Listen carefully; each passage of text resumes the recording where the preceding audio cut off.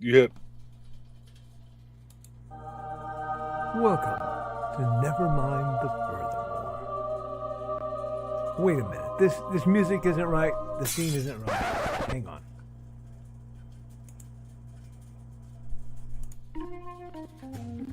That's more like it. And now it's time for the show for all creatives. Nevermind the Furthermore. Your source for conversation, inspiration, and fun.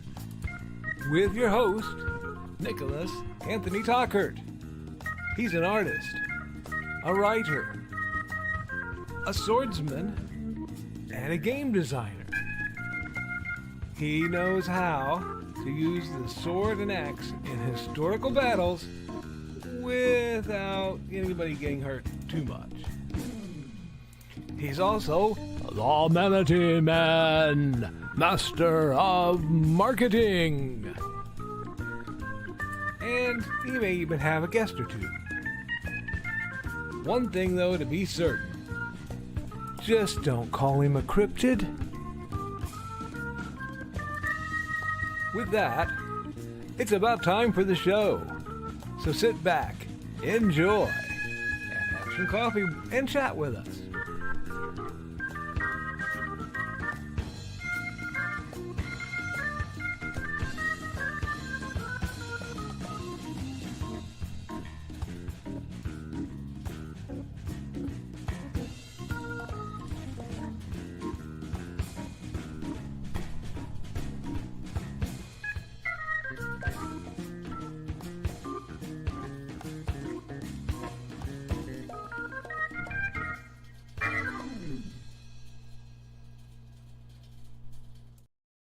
Good morning, Nevermorians. I'm your host with the most, Mr. Nicholas Anthony Tockert, coming at you over the airwaves on WNTF. Nevermind the Furthermore. Nevermind the Furthermore is brought to you with the love and support of our good friends over at the Independent Creator Directory. That's ndcd.org, your one-stop shop for the best and the brightest authors, artists, and musicians. We're also made possible by sales of the Simple Sword, the Fighting Axe, and the Simple Spear, all part of our ongoing series of Western martial arts manuals designed to help you go from having never handled the sword to teaching the art to others. And that just fell over. That is a spill I don't need to deal with right now.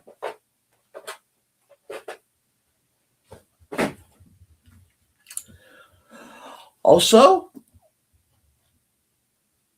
Haints and Hellfire, a dark secret has claimed 2 lives as hunting an innocent child at the edge of the Appalachian Mountains. Only his aunt, a plucky reporter, her cameraman, and a very odd cat stand against the forces of darkness.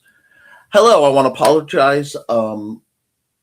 There was some household difficulties that needed my immediate attention, and that delayed my ability to start on time. Even if it was only by a few minutes, I do humbly apologize. I do take my professionalism incredibly seriously, and this falls on my head. However, we should be back into things and hopefully having a lovely art stream for the rest of our time together. It is Wednesday. My accountability for yesterday. Actually, yesterday was a day I spent cleaning. I've been doing some game prep for tomorrow. My plans for today is to continue game prep after this. And I'm kind of excited because it's the first of our every couple weeks. So I'll be doing 2 a month instead of 1 a month so that I have opportunities to get out of the house more. It will be a very good opportunity for me and a good time for us to go out and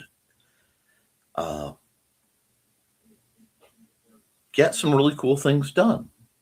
All of it, of course, barring situation.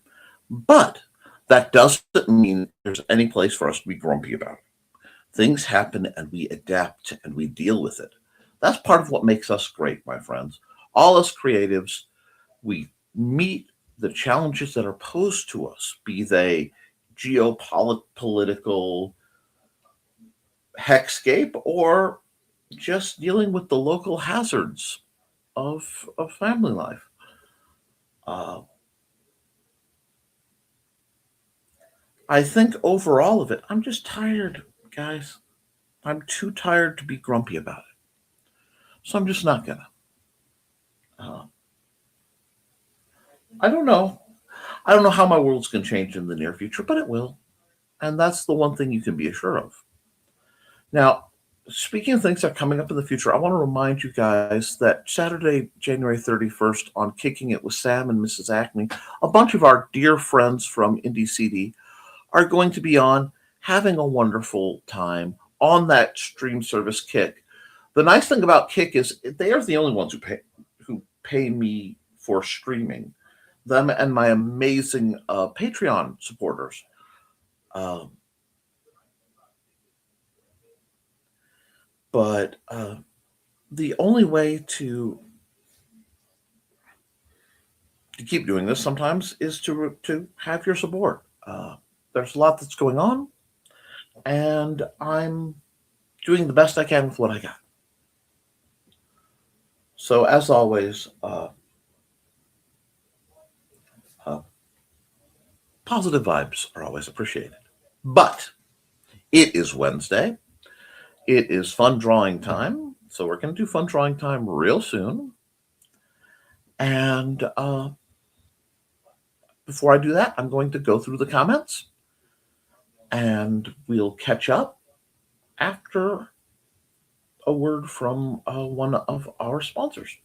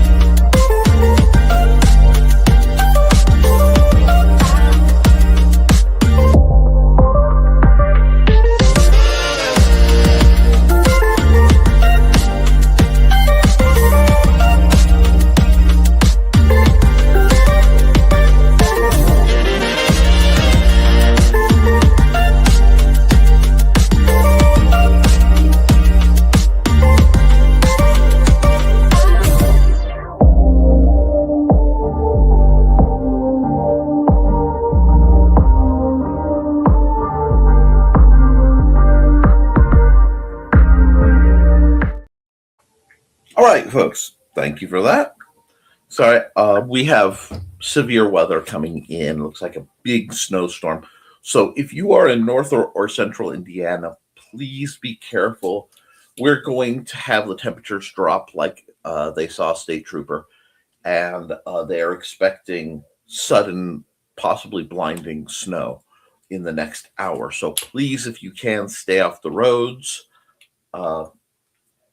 I've asked my actual producers to, if my feed gets scoofed up, to just cut the show as a means of saving. So if things go boink, it'll cut the show, and I'll just do more or again at a later date, because that happens sometimes. But let's get into your comments. And let's see what we have to do and say. Okay, looks like we got a good crowd today. Always glad to see you. First through the door is Carl Wixman. Good morning to all. Good morning, Carl. And good morning, Foxy. Hello. And Houston Dave, flying dragon bowling and hitting gnome bowling. Isn't that great? I thought that was fun. We had a really fun picture for today. Maybe we'll do some more fun pictures. Good morning, Mr. Hollifield. And hi, Foxy, Dave, and Dan. Oh, Carl's greeting everyone. So you guys are just wonderful today. And good morning, Trelena. Always good to see you. Can't wait till this weekend. And Dave's making breakfast burritos and biscuits before the show. Well, that sounds wonderful. Man, I might do something similar after the show. Good morning, Foxy. It'll be lunch, but that's fine. And we got greetings, and we have greetings, and hello, Donna. You're greeting everyone. And Foxy's talking about that breakfast burrito, and honestly, it sounds really good. Hey. Hockey team kicked butt this last night. I'm glad to hear it, Foxy. I fell asleep before the end of the game, but 6-1 ain't bad. That's not bad at all. Hi, Trey and Donna. Breakfast burrito. Ooh, blows my Pop-Tart out of the water. I had one of my last little True bars. I don't know what I'm going to do when I'm fully out of them, but it gets me going and it gets me through. Going to share this link about the loss of ancient books and why it's good to get your works out there. Ooh. Please drop that in my direct messenger since I can't easily pull things off of YouTube.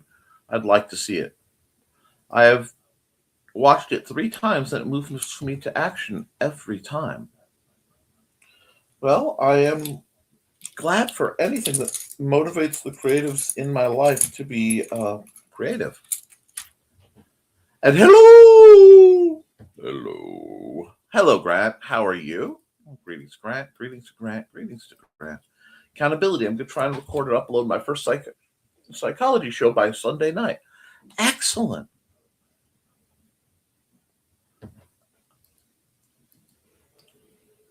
And it won't be a read comments live show, even when it is live. All comments will be collected to be answered later as we can. That's a very good policy. If we read comments live, we would never get to the topics in my lifetime. Exactly. And sometimes you have to do that. You have to pre-record, or you have to take a firmer hold on your interactions as a broadcaster. So it's good that you're laying those rules, you're laying that groundwork right away. Hi, Carl and Donna. Very true. Good morning, everyone. Going to be lurking and listening while working on cost estimation. Well, thank you, Joe. And guys, if the wind knocks me out for any measurable length of time, Joe's under request to just axe the program. We're not going to play with trying to fight it if it gets bad. If it doesn't, I will happily do a whole drawing stream. Inigo says, good morning, everyone. Good morning, Inigo. Oh, fun, Joe. Yeah, he's working hard. And the fact that he's willing to take time out of his day to help me is huge. And now that he has his peoples up and awake, it's time for a nap. Rolls eyes. It happens. The guy running Toll Road Project wanted me to go out today and check a few points he didn't send me earlier this week. Of course. And happy random numbers to Inigo. I wouldn't have made it to the first point before the snow hit today.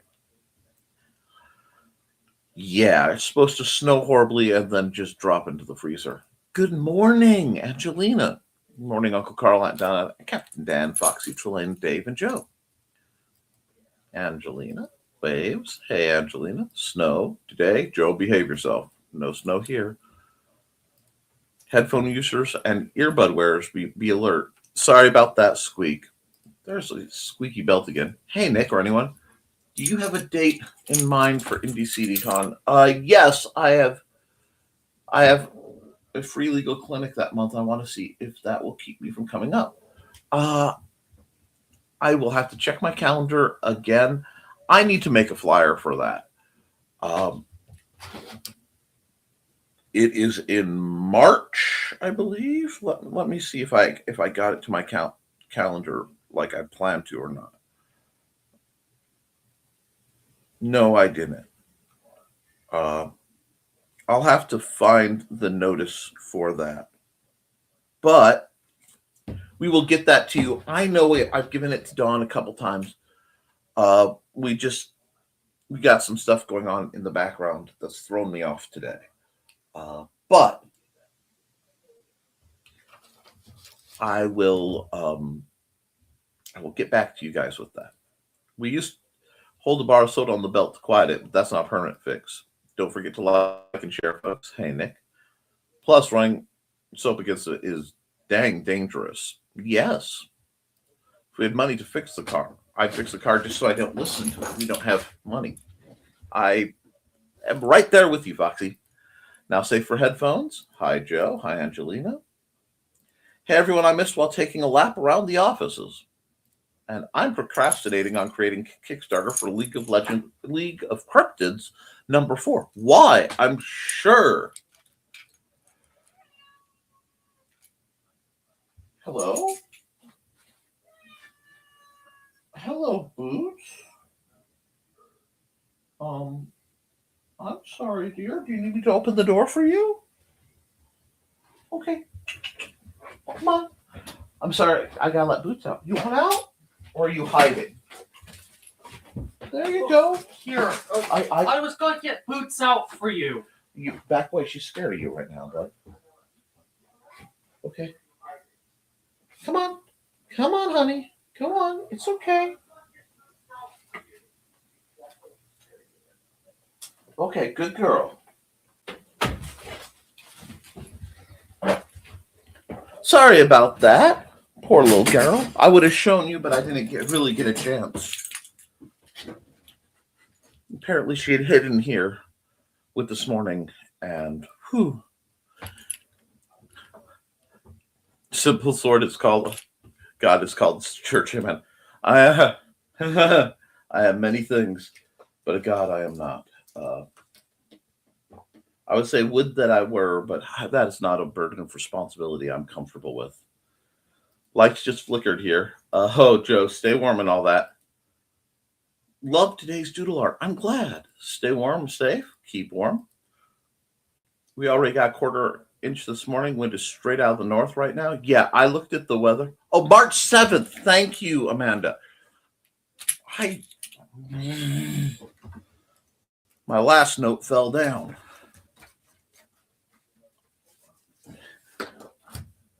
I'm going to write it, and then I'm going to put more Post-it notes. Lord knows I have enough Post-it notes, thanks to Robin Yoda. But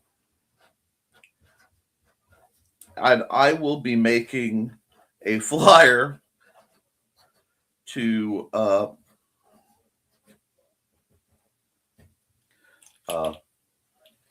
address that. But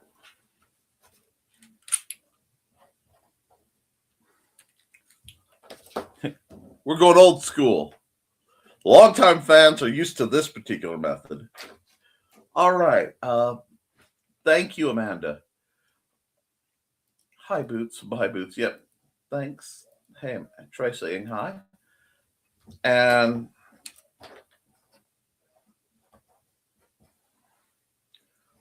you know what? I'll probably do a dual reminder one. Thank you. Because it just keeps slipping my mind. Alrighty, and with that bit of remembrance, okay, we are going to go to an ad and just set the art stuff up. I will get doing some art. It'll be a good time. Let's see, what ad should I run to buy myself some time? Oh, I got a good one.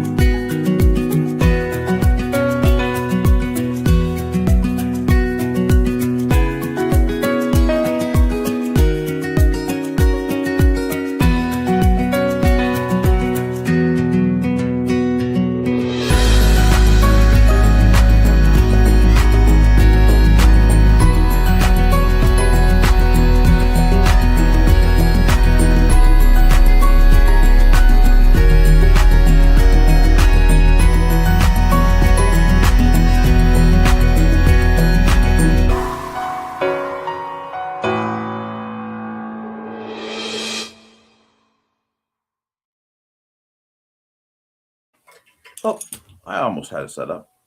There we go. Alrighty then. Let me just fix this because it'll drive me bonkers. Okay. We are set. We're going to grab some nice music from the wonder that is Dan Hollifield. And let's start with Nature Walk. And we'll start mellow and we will Sorry about that. And we'll ease our way up into activity. Angelina says, I'm trying to eat healthy and have fruit for breakfast. It sucks, but I do like the 20 pounds I've lost in the last 3 months. So maybe one day I'll really like fruit. I understand that feeling. And I lost a bunch of weight, and then stuff happened, and I gained a bunch of it back. And now I'm still well over 100 from my highest, but adaptation happens now. Let's start with awareness. We're going to start again, and we're going to go to about 300. Yeah, I didn't want to go 300. That's a little excessive. Let's go 150. I want a nice kind of pale, so I'm doing big swirls, almost storybook sky. I think a storybook sky seems like a nice start for this one. I know I'm leaving a little white at the edges, but that's kind of part of the whole here. I want storybooks. I want something mellow. We're going to pull everything down, and we'll just, maybe I will lose the light at the edges. I've been doing it so long, I kind of, right now it's just this kind of sideways, looking up at wispy clouds kind of situation. I like that. It's letting me work my hand and shoulder out a bit. Yeah, let's play with this. I'm gonna just throw some deeper blue in here. Maybe make it a little more even. I don't know. Let's get this turning out to be more purple. That's fine. But again, we're just playing loosey-goosey. Nothing real hinky going on. I like that, yeah. You should be proud, Angelina, though. Losing 20 pounds is a major endeavor. And right now, I'm just playing with the different shades of blue I have access to. And sometimes you have to, guys. You have to play with what you have access to. Because you never know what it's going to make you see or feel. And it's just slowly bringing this kind of nice, mellow sky to life. And I'm here for some mellow. I think we all are here for some mellow. There's been a lot going on. Maybe we ought to talk about that. I get the same news you guys get, probably. And I know that sometimes it can be a lot. It can be scary.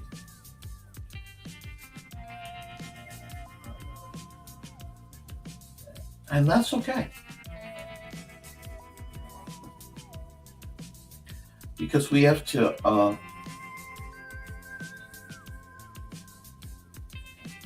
find what's going to move us.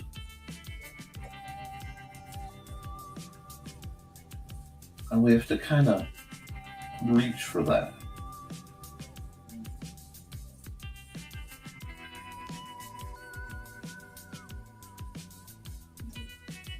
Now, I'm sort of, for lack of a better word, penciling in some of the more significant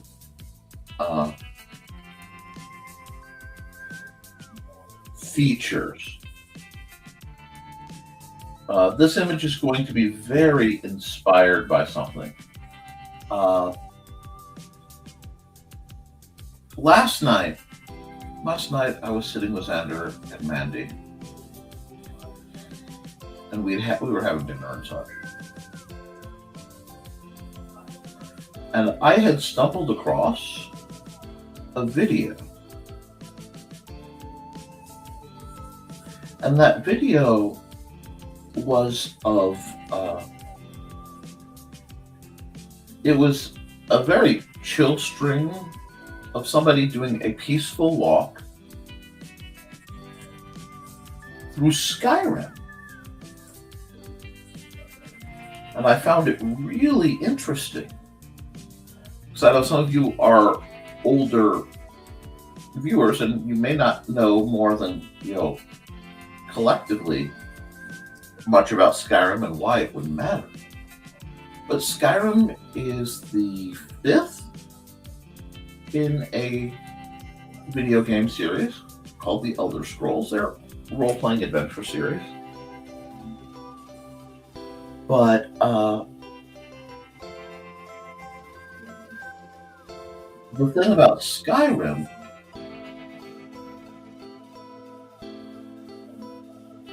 is, it's funny, all the sky talk, and we lost a lot of it to the mountains, but that's okay.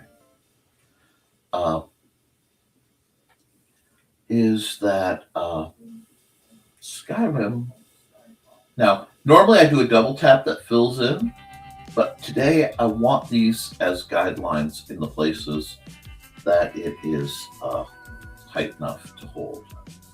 That's not the right direction. That is up. Because that will, by tapping only once, at least in Koepp Studio,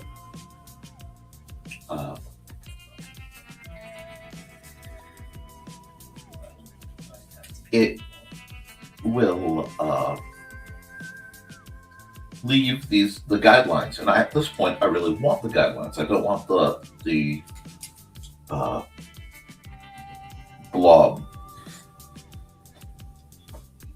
But so I can do, whoops, see, that was is it closed? And I know it's not closed because it's not closed right there. But now I should be able to go here and here, and I still get to keep my guidelines. Yep, StockCon is held in the lovely town of Fowler, Indiana.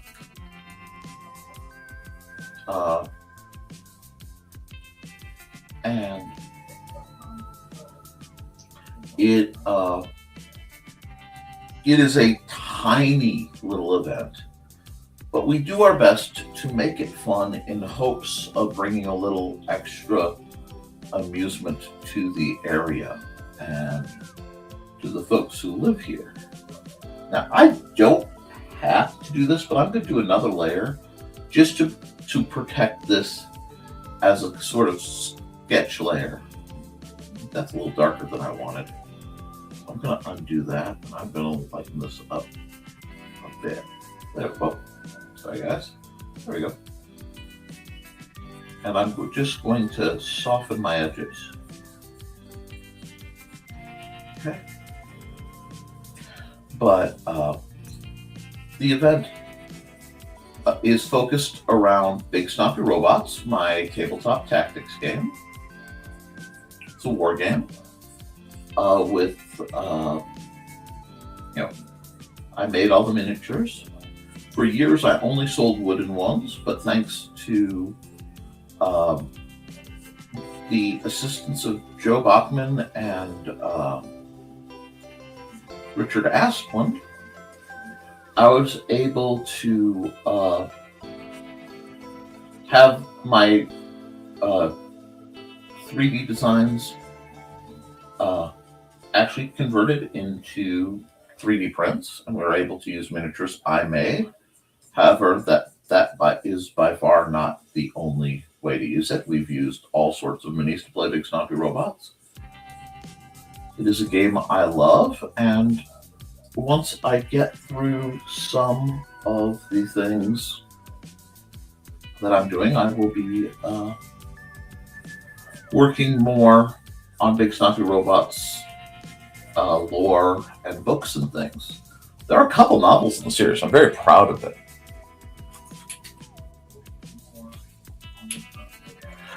Angelina, right now our attendance is very, very small. The nearest hotel is in Fowler. Not in Fowler, in Kentland, Indiana. If we can get enough interest drummed up, we may try to do a convention, or we were hoping to, in closer to Lafayette, where there are far more resources. But part of my goal in these little tiny conventions is to be able to bring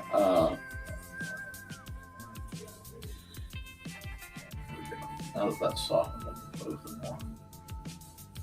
more. Bring the idea of gaming and small vending to a very central location, originally in hopes of enticing and even elevating the lives of the locals. Because we found out that when we factored in the cost for us to go to our main conventions, which was originally ArcticCon, and it kind of morphed into RegionCon, and that event is no more. But now we are slowly becoming pillars over at LodgeCon in Bourbonnais. Well, okay, it's in Piatone, I'm sorry. We stay in Bourbonnais during that event, but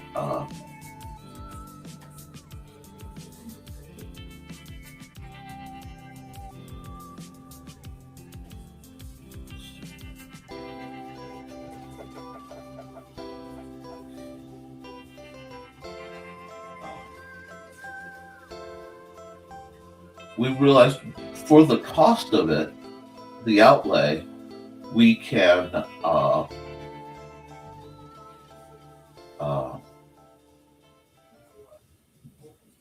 run an entire tiny event.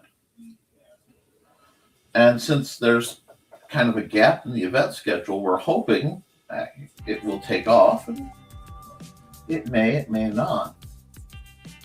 But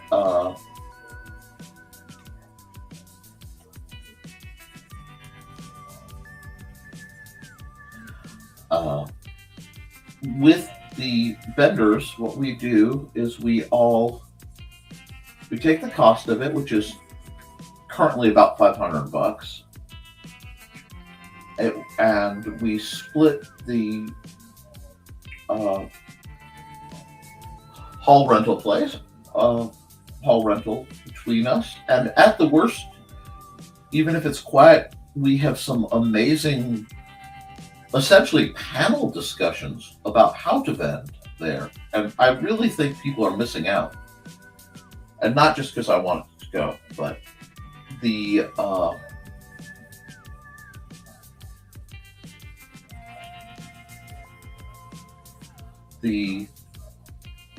table rental, minus the cost that would be our table rental, because I'm fair, covers the hall and insurance and all that.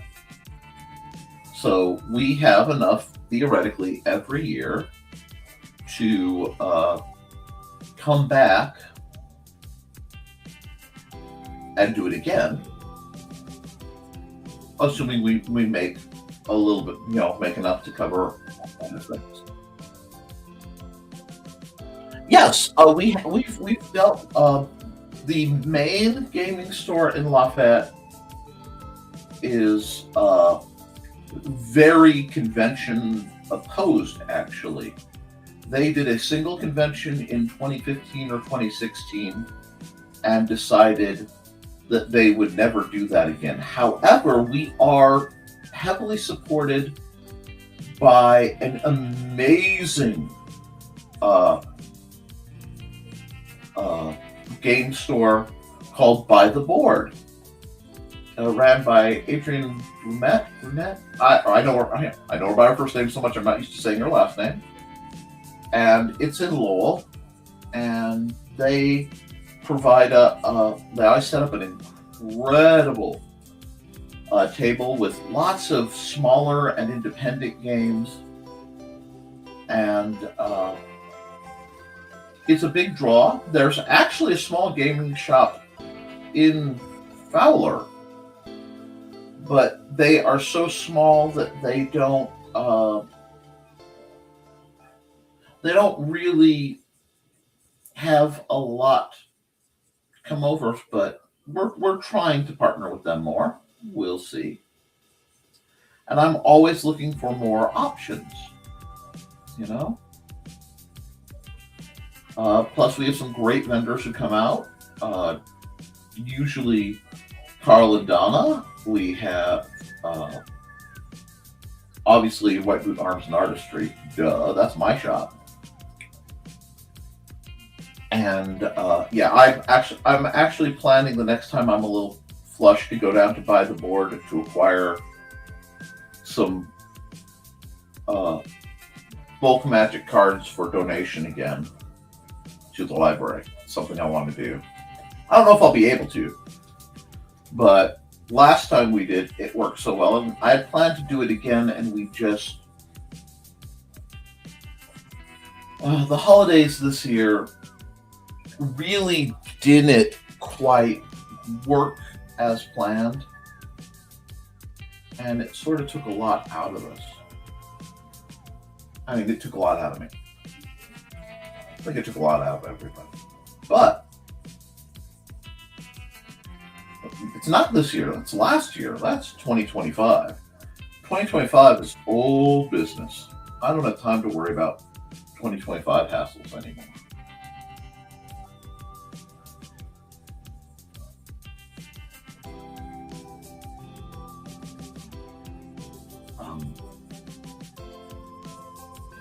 But yeah, if you ever have a chance to go to buy the board, they do a couple things that are a little controversial at first till you realize why.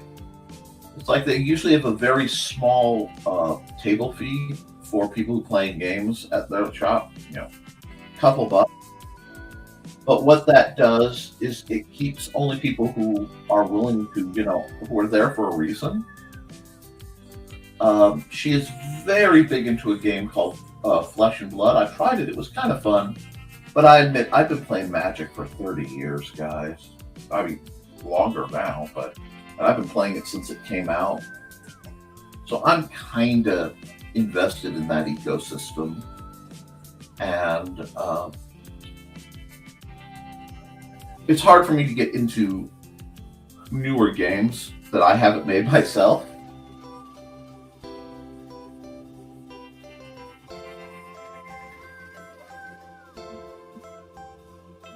Just because so much of my time is. I mean, if I'm playing,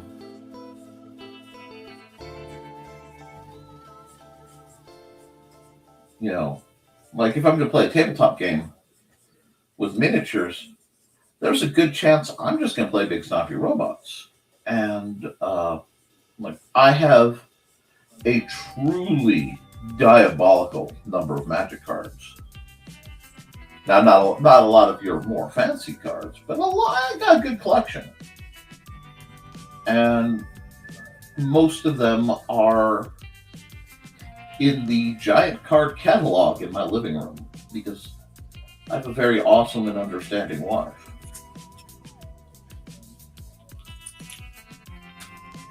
Ooh, what's this? I have... Oh, that reminds me, I have a 3D printed sword dice holder for you. Oh, that's so amazing. Just be careful taking the blade out of the sheath. The sound is not pleasant at all. 3D prints have a very distinct sound. So I can imagine. Thank you so much. I'm always shocked when people have like presents for me.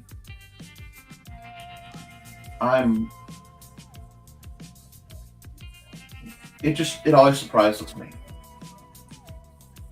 I've worked to get a little better about that. Because we're all trying to grow and mature and get better. And it means sometimes facing some things about ourselves that need work. And in my case, I am not terribly good at celebrating. Sounds odd. I mean, I could throw a mean party, but I've had questionable luck when it comes to celebrating my own situations. So when something like birthdays or whatever happen, I don't know how to process it. I'm just not very good at it. I'm working on it though. And this is, I want to point out, this is a little different than my normal approach. I understand that. This probably should have been a multiply layer, but we're playing. I want, ooh, that's a race, isn't it? No. Like, I like that color. That's about this color, isn't it? So if I go here, will I get it somewhere? Yeah. There we go. We can bring some snow into this. Yeah, why not? Oh, get that nice contrasty vibe. Anyway. Well, this takes me all the way back to what I was playing. Last night we were playing a video that was a walkthrough of Skyrim. And it got me thinking. Thank you very much again, Joe.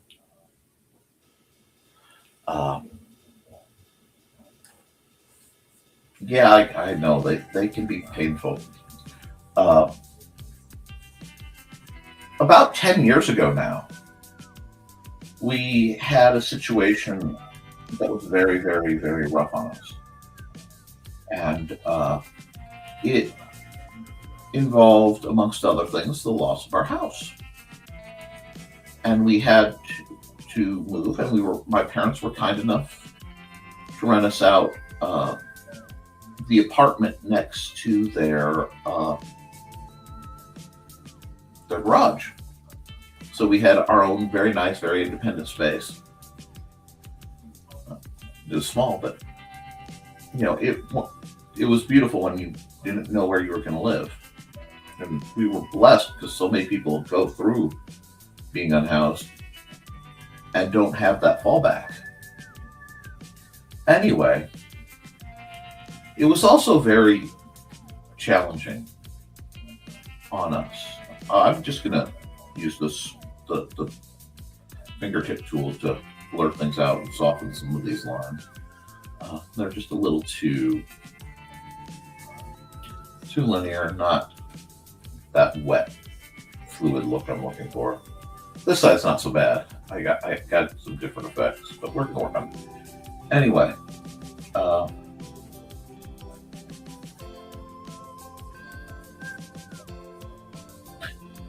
when it got bad, especially when winter hit and we were kind of stuck, I would tell folks I'm going on vacation in Skyrim, and I would just wander around in the game. I always planned to make a fully peaceful version just for the purpose of just checking out what there is to see. But I'll pull this black around. But it was my escape. And late into last night, because we didn't realize the video we put on was 11 hours, so we had to stop at about the 3-hour mark. I had that running, and we all just sat and quietly listened to the music of Skyrim and watched it wander around. It's amazing that we live in an era where we can actually, my generation and later, I think, for the most part, can become nostalgic, not just for the experiences of video games, but in the case of a few of them, not just the gameplay, but the setting as a place. And I've had that happen to me a couple times in a few games. I've had that happen to me in a few tabletop games where I'm running players through places that I've had characters, because I've been running these games and stuff again for 30 plus years. You get nostalgic for places that never were, and it's a very unique perspective. Now, Skyrim's strange because Mandy has to put up with travel Nick. Because my parents took me on a lot of road trips. I was blessed that way too. And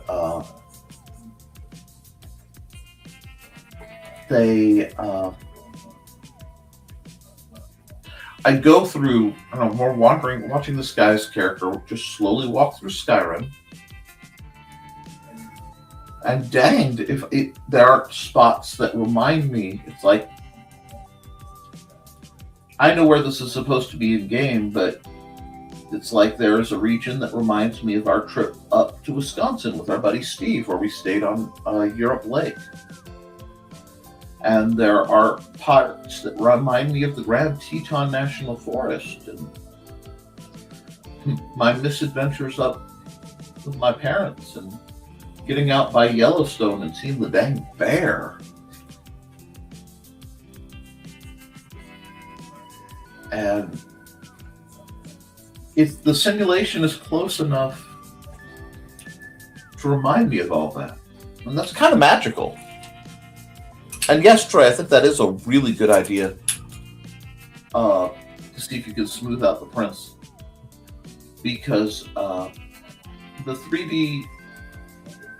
the resin 3D prints look so clean, but I'll be honest, the fumes and maintenance kind of scares me. And honestly, it seems a little wasteful. But I don't know.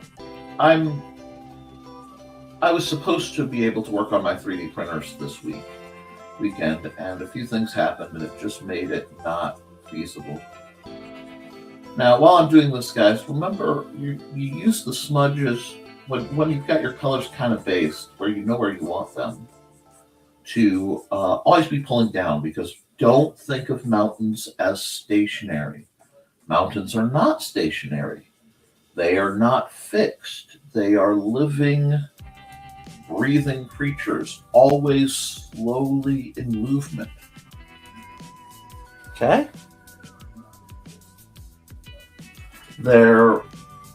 Which means if they're in movement, gravity is affecting them. The forces of erosion are constantly pulling them down. The forces of the tectonic plates are constantly pushing them up, or the volcanic, depending on the type of mountain. So there's this slow motion war with gravity and erosion, and whether it's a conflict or a dance is up to your interpretation. But the one thing, when you're working on a mountain, and I find that to be true of any of the great elemental forces, you have to realize that they're moving, they're living, and in a very real eldritch kind of way, they are completely uncaring.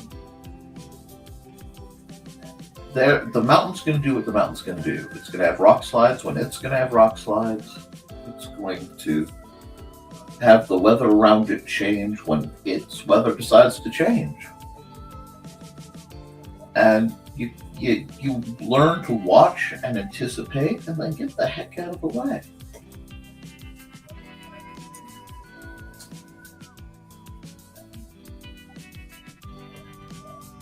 I'm kind of wondering if I should have made this a lake, like I'm playing with the scale again. But I don't know. I kind of want to add some more stuff. I don't want to get the mountains right first, because they're going to be in the background. Sort of. We're going to highlight things. There we go. How's that look? Little. A little.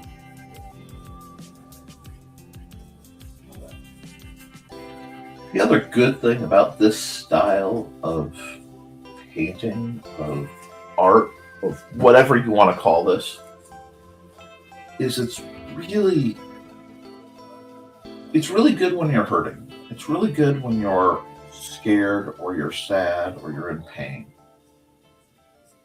Because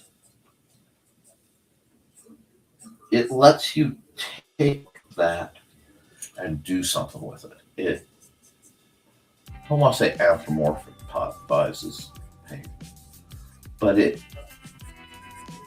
transmutes it. There's an alchemical process where the blurriness that pain gives you, the softness on the edges, it gives you this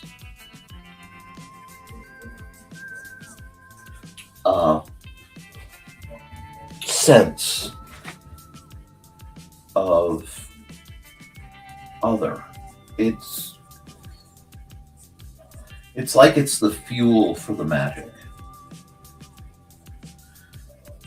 And when you start looking at the pain, because we all have pain, we all have fear, we all have sorrow, we all have loss, we're all grieving, especially these days.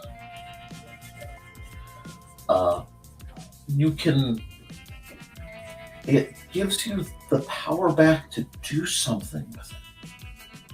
That's a big part of why real art is so important. Because the creative process is the gift far more than the product for the artist itself. The product is just that, it's a product of a process. But the ability to take and go, I hurt, my heart hurts, my body hurts. What can I do with that? I'm adding a normal layer. I'm going to try to work on this middle area a bit. What can I do to change that?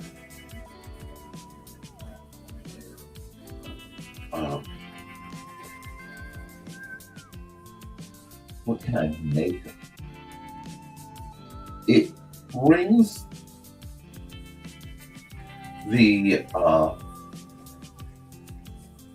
impetus.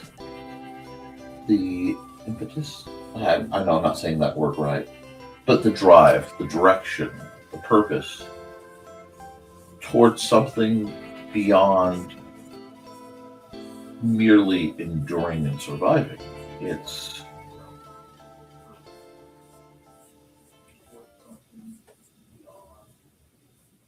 It lets you take the kind of pain you may be feeling, whatever you're feeling, and channel it. That's why it's so important. It's so easy to be angry right now. There's so much anger. It's in the atmosphere. But what's winning? What's winning out the day, and it's what's winning. Thank you, Dave. Don't think erosion matters. The Appalachian Mountains were once higher than the Himalayas. They remember it. I think they're still off. But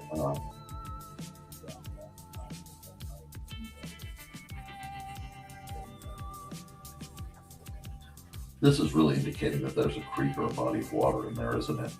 We'll see.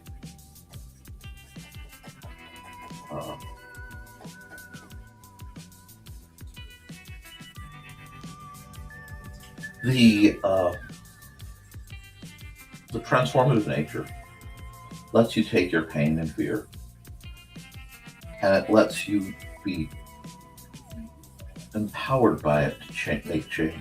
And that's what I think I see going on. It's why things are so strange right now, because people aren't responding with just hatred and anger, and people are cheesed, and rightfully so, but they're responding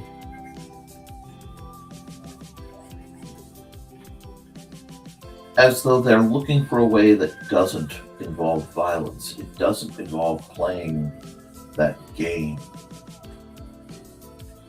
that we're looking for almost a hope. And those gifted with that sense of hope, those gifted with the foresight to realize what's going on and try, despite maybe their own desires, to build something from that,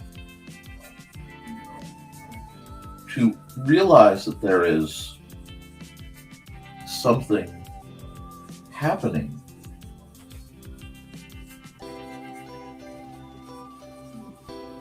They're working towards a very different kind of future. And the fact that people can see the possibility of that kind of future, it's the same kind of process. It's alchemy. It's taking pain and shaping it into something else. And when it gets really hard on me, when the physical pain is too much, or I've had to endure something and I can barely speak around how much it hurts. Knowing that people are out here trying to find better ways, and hoping I can use that knowledge, that approach, to inspire others towards something more peaceful. Whoa! No, I do not want paint. Go away. Be gone. I could do something for you guys in paint if you guys really want. That's one of those you just say the word, but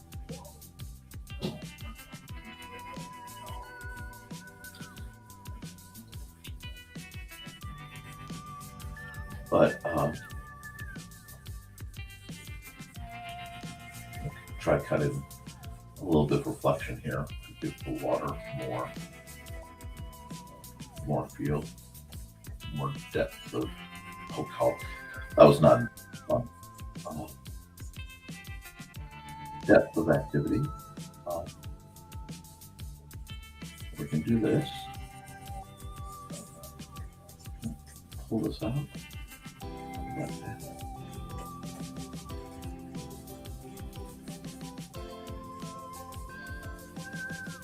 There we are.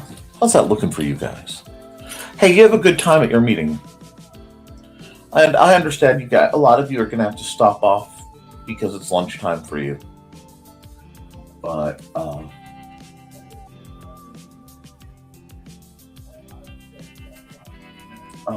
I appreciate you guys coming by, and if we're still on when you come back out, hang out with us.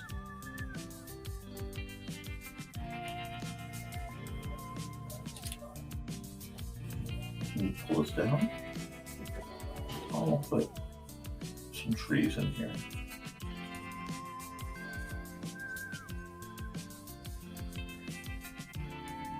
Just put some nice trees in here. Like this guy. Like this guy. You can see the trees. Where there's hills, the trees have their roots are literally holding up the mountain. They're holding up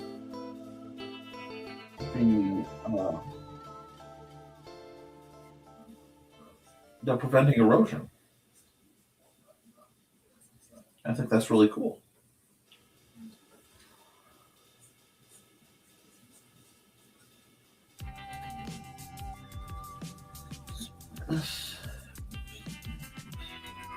I don't know how many trees I need.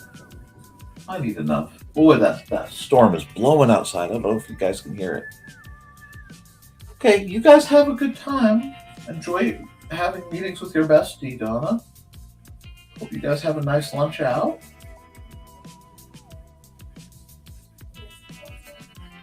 Play your tree. Just play with. Now, come over here. I'm going to click one down to my pointillism brush, which is basically the greatest thing since sliced cheese. It's the greatest thing since sliced bread, and sliced bread is the greatest thing since Betty White. But,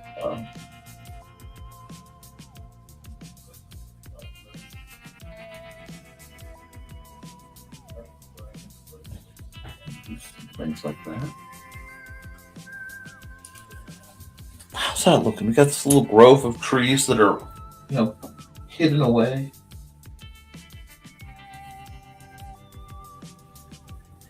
Let's see, what kind of...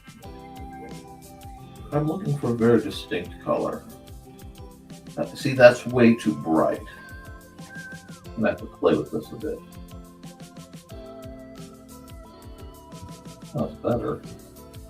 Okay, I like that, but what I need to do is dim like the opacity of it. Let me see if I can do this. Come here. First, I go here. I don't want to adjust this. I want this, but I want it. Yeah. That's the color I want. And I try, whenever possible, to not oh,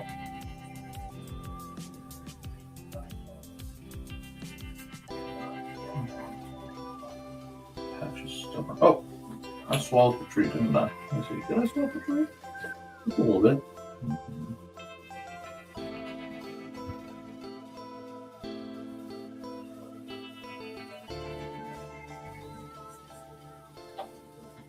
Little patch of non-arid land has been growing up out here in this little mountain area for so long.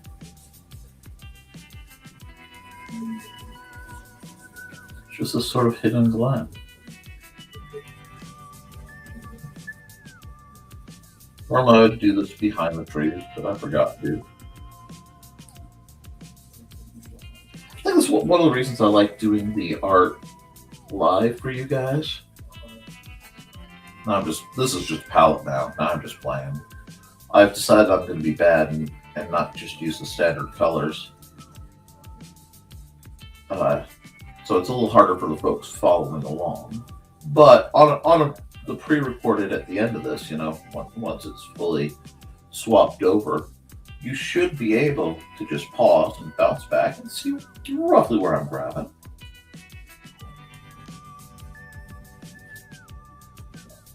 And if there's anything I can do to help, I'll play try to. Water's a little murky looking. I have to do some stuff. I don't know. Do I like that? I spent a lot of time on it. Did I just say Betty White? Of course I did. Yeah, honestly, let me look at that. I have complete massive whiteout. It is utter whiteout outside my window. I cannot. Okay, I can barely see the street post across the way. I wouldn't go anywhere if I were of any authority for anyone. I'm glad. Mandy almost tried to come home early for other reasons, and I asked her not to. I'm now very glad I did. I'm just adding some light to the highlights. And I'm going to come back. Am I happy? I'm kind of happy about it. I want this to be...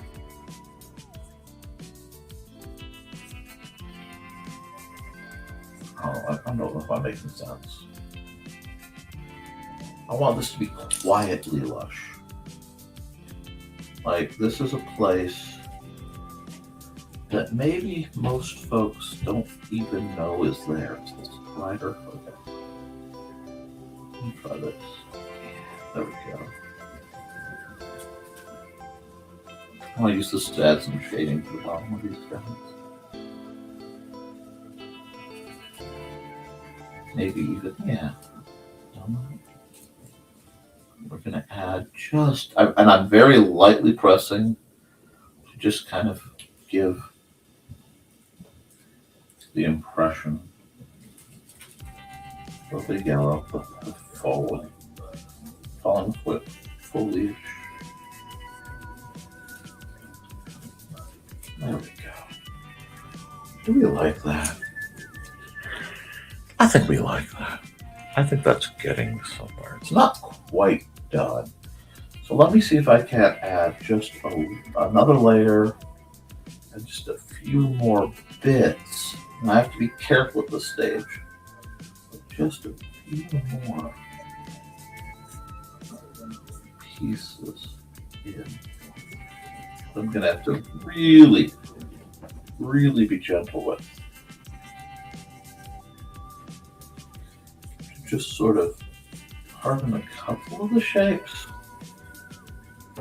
because we need a little bit better transfer from the darker elements of these closer mountains to the brighter elements of this hidden valley. And yes, I'm Midwestern enough that I've said Hidden Valley and my brain went ranch.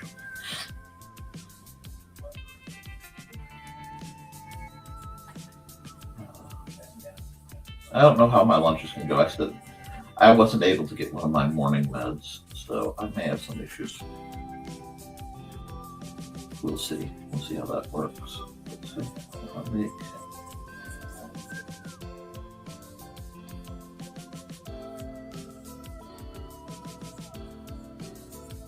There we go. See how it's starting to transition better? And I just hope anybody who's transitioning through their life, whatever way they are, can do so as peacefully and with as much grace as possible. Because there's a lot of darkness right over here. It's like you're coming out of a darker, more intense place and just wandering into the sort of oasis of softness.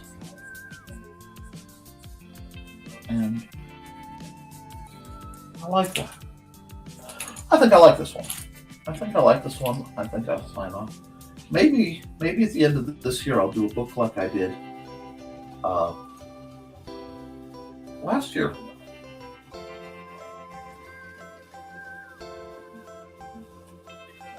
See, there's a part of me that just wants to put, you know what, I'm going to see. There's no harm in doing it.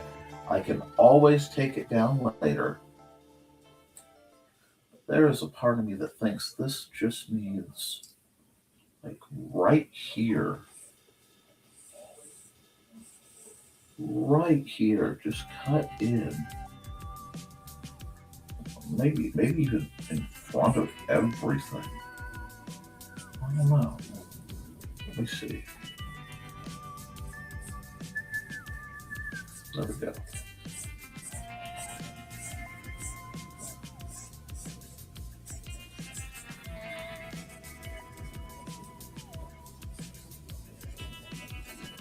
Something like this.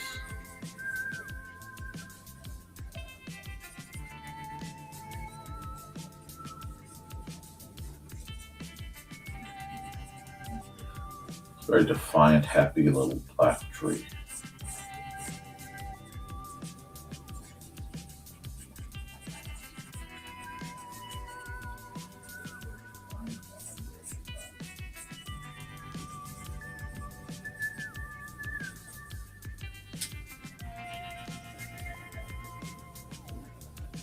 Maybe that's what it needed.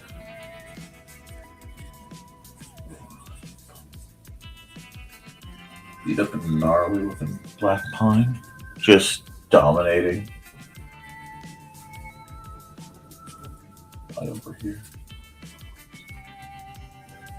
So if I do, hold on, something. Okay, you can be a little twirly. Oh no, that's That's a bad tangent. We can't have that at home. Be a little dude. Look a little dude here.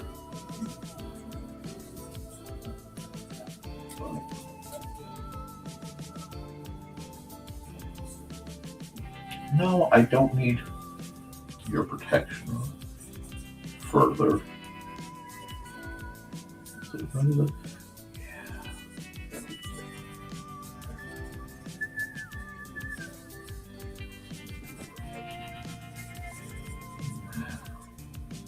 Is this really doing this? Okay. We're doing this. I did not think I would, but now it's like it's doing something like this. This one I thought it was done. You just start. Okay. Okay.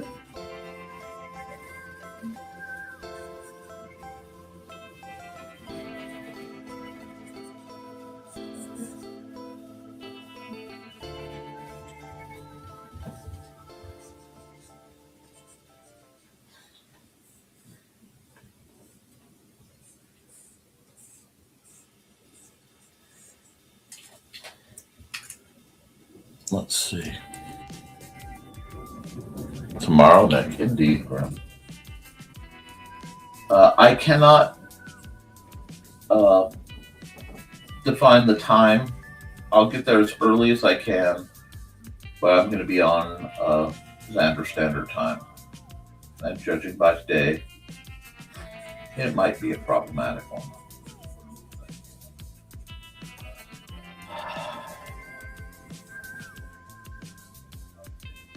No.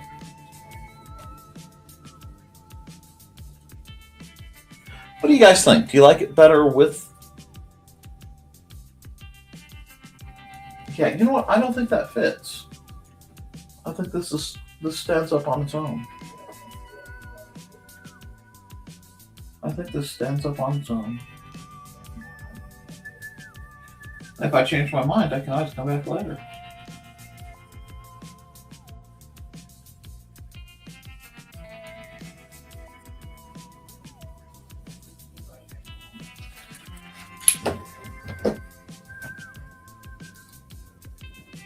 We're going to save this as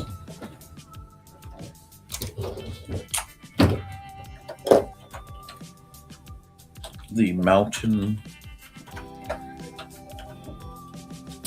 Pass? The Mountain Oasis. You know, that works. I like that. A good sign of a picture is, do I see places where I would take a nap?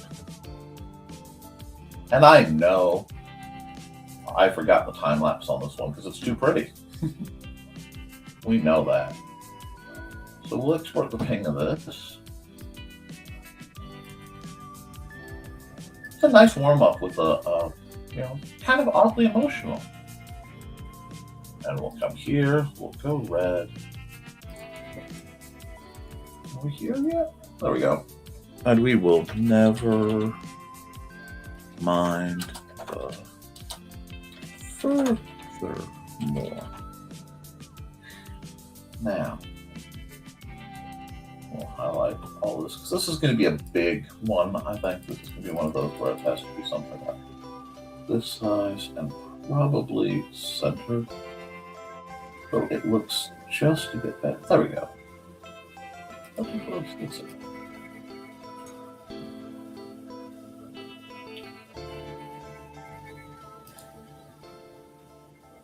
Now, actually needs to come down.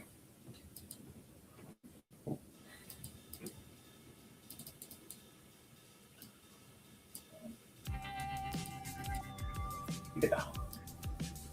The framing was off. Oh, that's beautiful though. Okay. Now we'll look real quick. Monday the 19th. Cool. Wow. Time is flying by.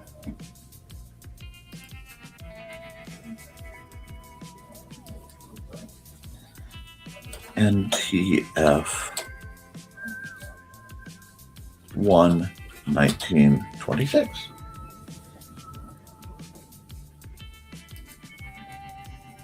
Okay. Now, the what's supposed to happen is we're only supposed to get an hour or so where it looks like a flamethrower is coming off the bottom, but it's cold and snow off the bottom of Lake Michigan. And then, theoretically, it's supposed to clear up. We shall, of course, see. Okay. But we've got all our pieces, so we'll set a new one. And I think I'll stop the music for a bit. Thanks, Grim. I'll check that in a bit. What do we want to listen to? What ad should we listen to? Yeah, I got a long time on the stream.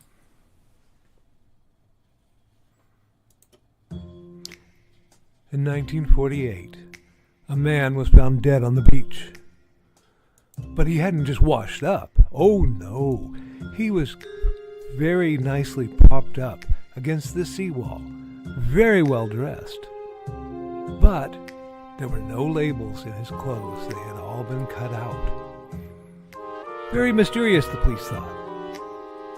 And then they found, rolled up in his pocket, a piece of paper from a novel that said Tamam Shud. When they finally traced it, it came back to the Rubaiyat of Omar Khayyam. But it got even more strange, because in the back of the book, when they found that it had been torn out of, there was a code, a secret code that has not been cracked to this very day. When they finally found a suitcase, it had a mysterious jumble of items, some which were very hard to explain. Also in the back of the book was the phone number of a very mysterious nurse. What did she have to do with the death of the Somerton man? Find Death and Love Down Under, a novel by Carl Witzman, on Lulu.com in both ebook and print format.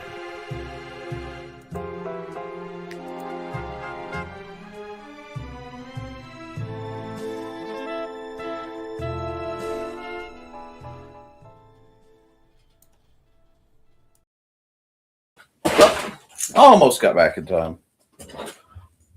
Took me a second to get that shot. 1 sec.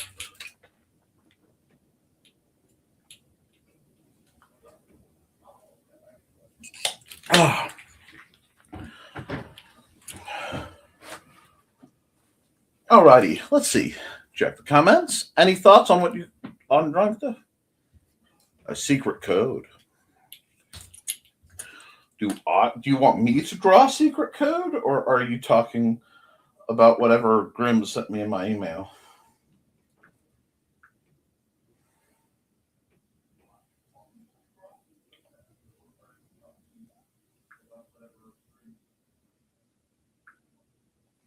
Anyway.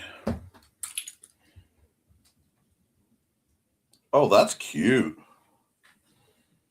I don't like that. I think I'll use a pencil-y color.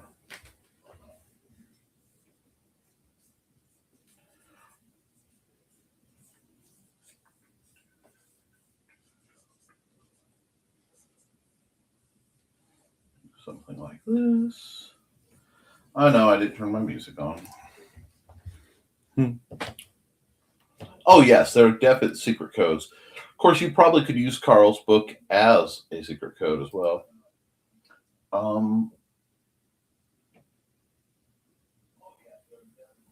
Yeah.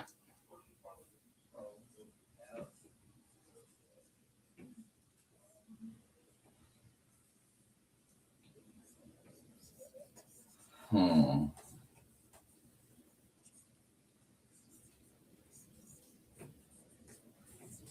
boom, boom, boom, boom. Yes, we know you're running a show. Boom, boom, boom, boom, boom. Let's do dude. Drawing a dude. Been a while since I could. Better put some music on so I don't start singing. I get in trouble. Not that I'm going to get dinged,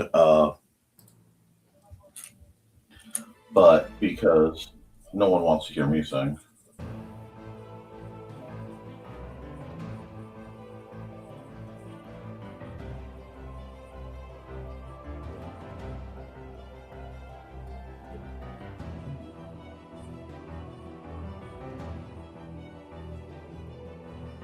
I love how loose I can be just playing around. I have an art goal, a very specific art goal for 2026. I don't quite know how I'm going to get there, but one way I can think of is by working my butt off and trying to look at new books and study. And it's going to be a lot of anatomy practice and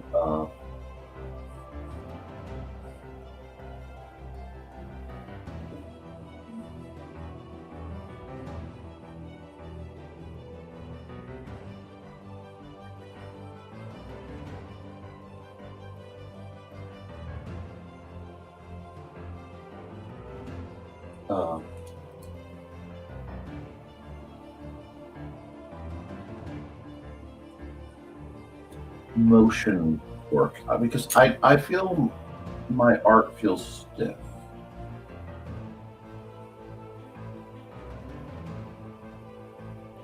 And I don't want to have my art feel too stiff. Please don't go green room with that. I know some of you will be tempted to. But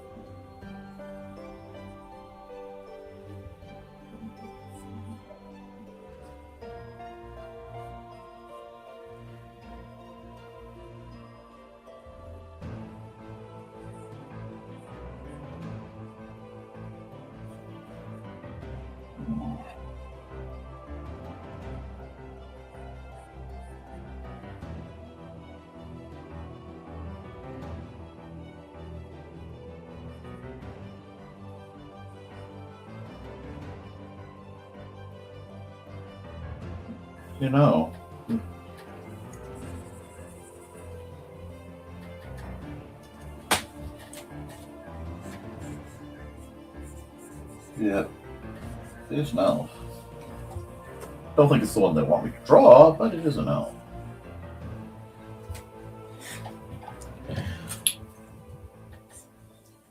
I need to start doing more games, I think, on my show.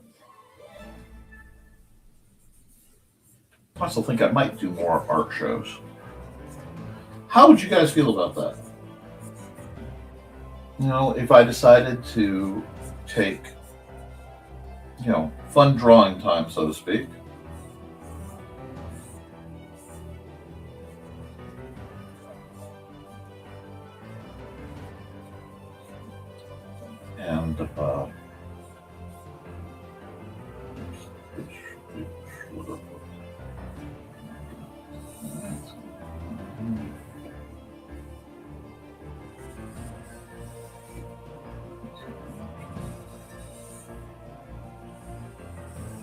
And I'll find the line I'm looking for. Oh, the tangent though. Oh, the tangent's stupid. Okay, wait.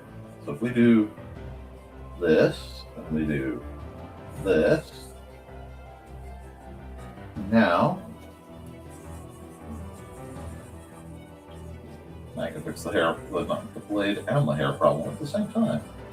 Yeah. Just get this.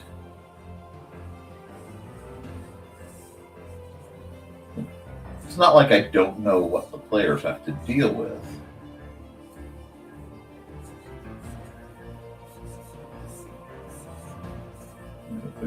For running a game, it's always easy. The players tomorrow will have to deal with the ramifications of their own actions.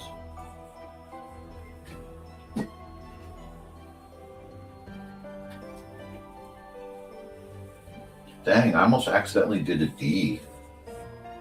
Did I almost accidentally did a Vampire Hunter D? Legally distinct, not Vampire Hunter D, Vampire Hunter D in that situation. Possible. Because this has a bit of motion to it, so let's play with that a bit. Let's just play with where this motion is taking us.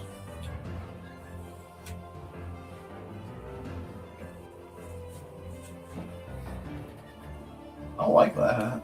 Let's see. That's all. Now that's all cloak.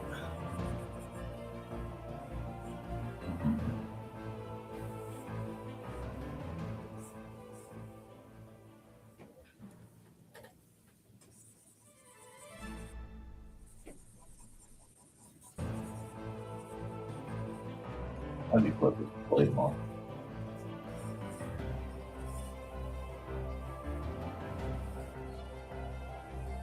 So this is. There we go. We'll do that.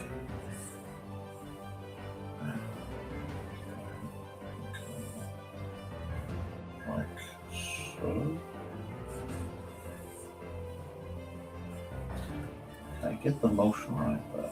Music. Not bad. Because this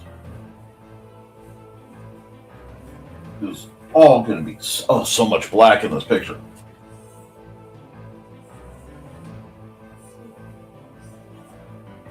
That.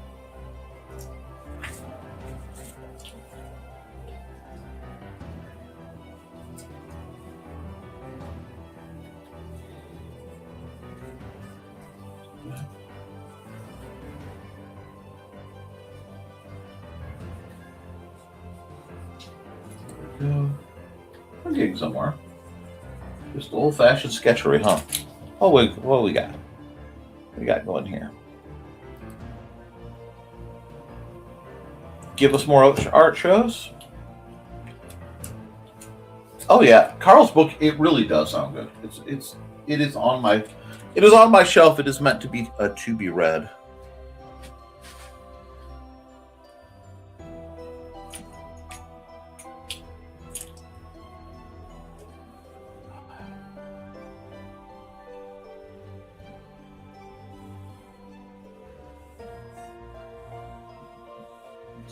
I have another layer. I go here. I go black. I might just do this one. Oh, actually, I need to pull the opacity down on this. There we go.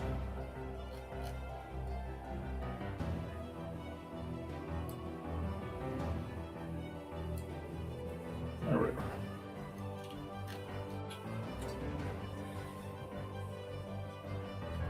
go. Oops, wrong layer. Or if I pull the opacity down.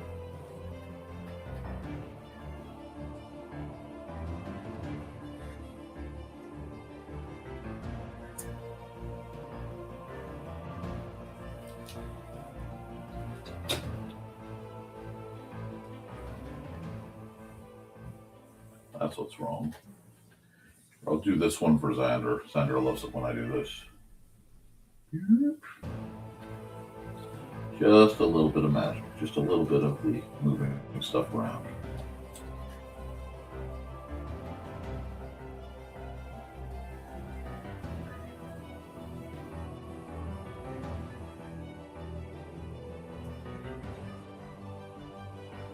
Size am I rocking?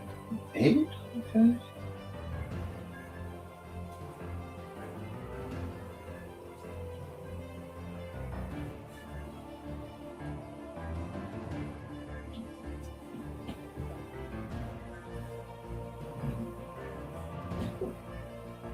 Do that. I think the package I'm expecting today may be delayed.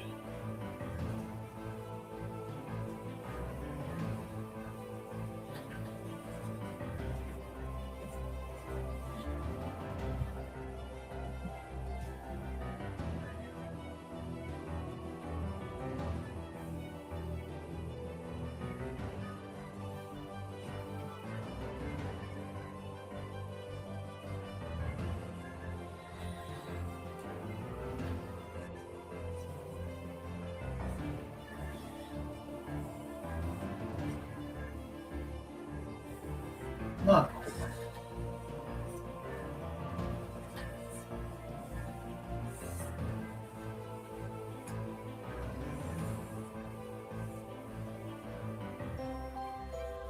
Boy, I gave this guy a lot of chin. That's okay.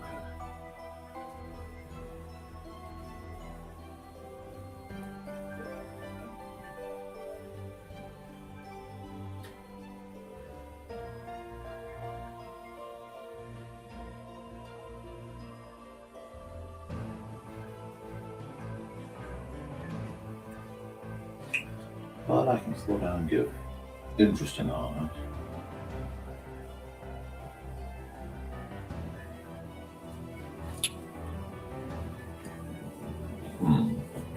Man, that wind is howling. Hope everyone is safe and warm. It's scary berries.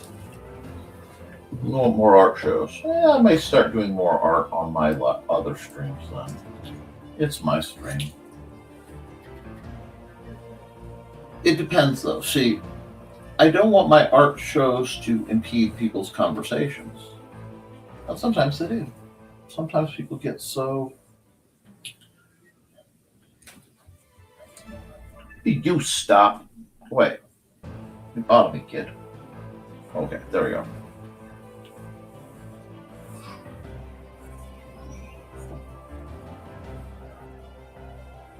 Now, we back out just a step. Go way up here. Something like this.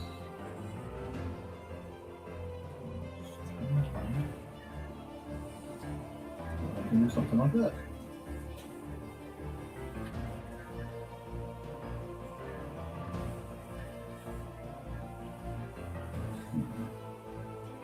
I'm gonna have to fix that.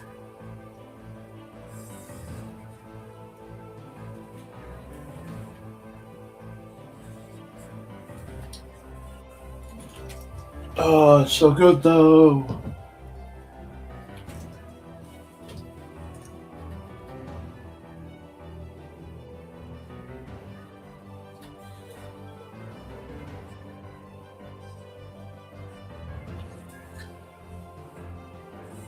What's that Av? Is that Av peeking out? I think that's Av. That might be Av. I don't know. It's a bit of nose.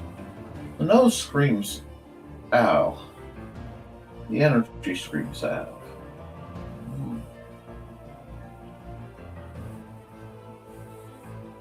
Oh, this could be Young Al too. This could be Young Al in the old days.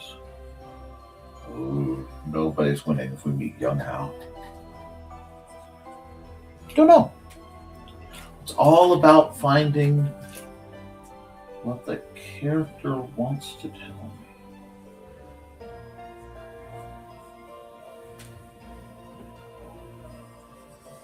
Oops. I don't know. I don't know if that's an inconsistency.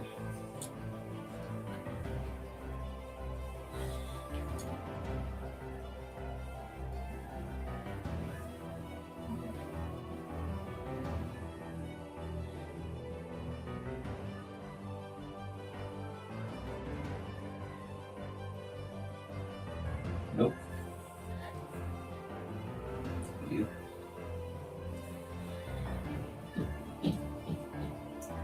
I like to make fantasy swords, but make them actually feel like perhaps they could, sword. Like, to some level, they could actually be wielded.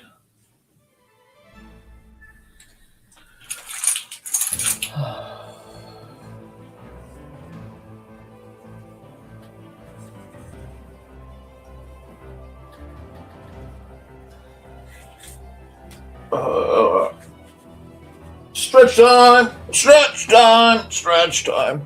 Everybody get your scratch.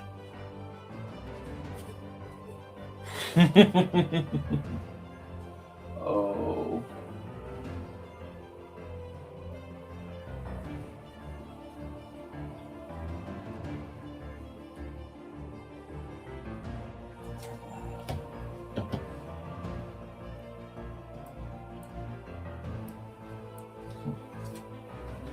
Not even Lothario can save you now, little one.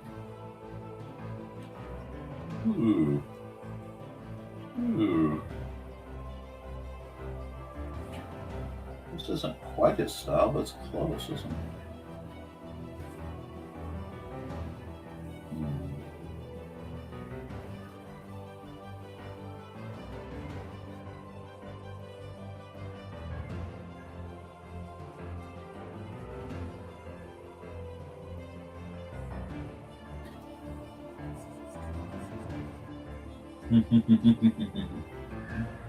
Oh, I wonder as I wander out under the stuff.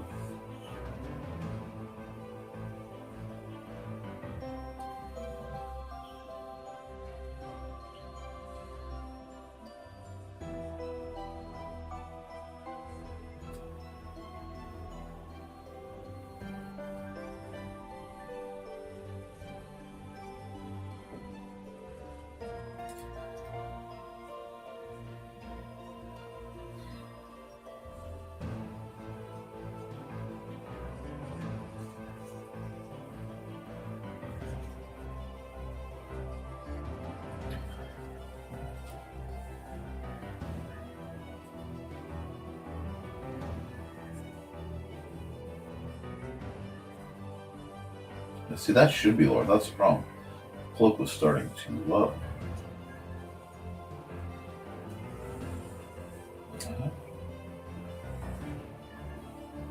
No, that's not right. Arg! There we go. That's close.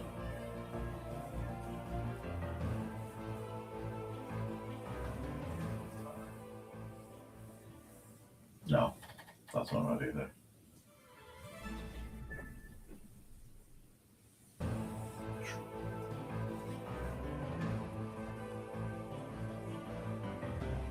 There we go. Just had to break loose a little bit, just a crack.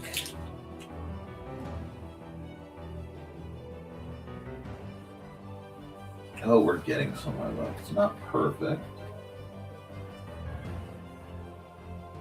It's very, has certain fix it and post elements, but we're getting there. Oh, that's too low. I need to do some work here. Hold one sec. One sec. Thank you guys for your patience tonight. Today, whatever.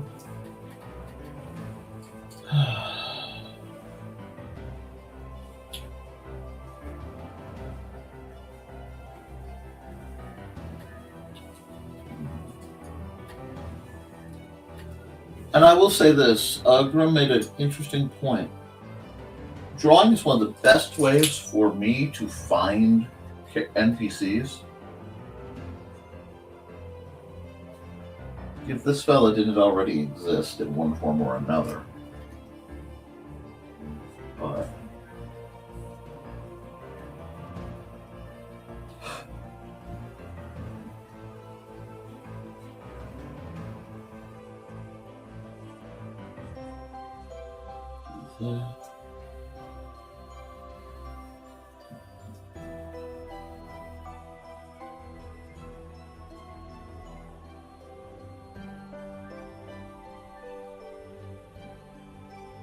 some stripes to his legs.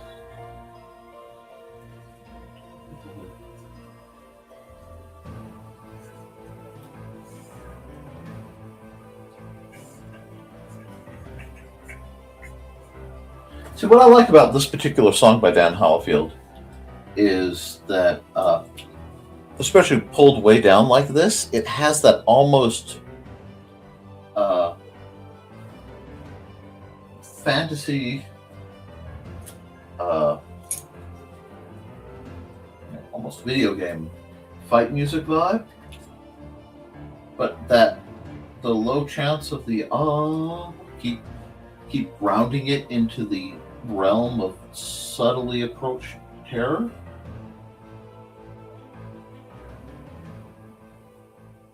I do love a good bit of subtly approached terror.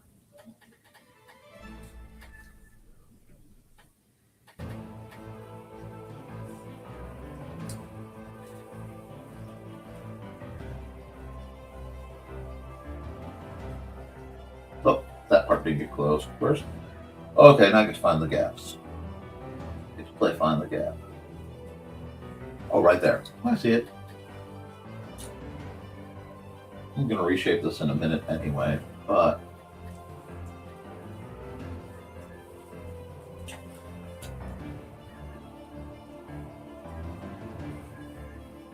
Well, now that... Oh, the gap's up there, I see. Let's do that. Whoop. I gotta play find the gap some more. Oh, I'm also in the wrong layer for this part. I see what's going on. Cool. Go. We can fix a lot of things very easily, very quickly right here. Oh, I'm still in the wrong. I forgot to go back to my regular black. That's what's throwing everything off. Woo-hoo.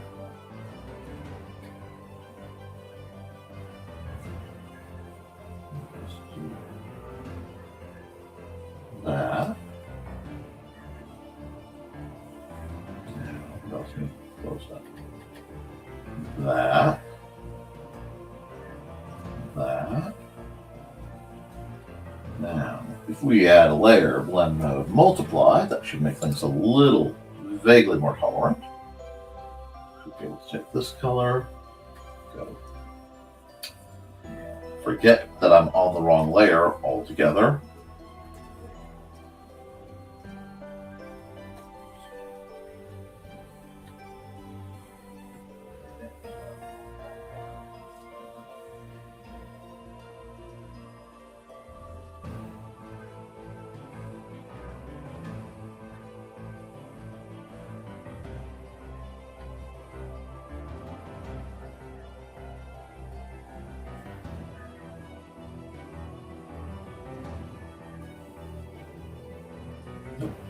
Part's not closed yet.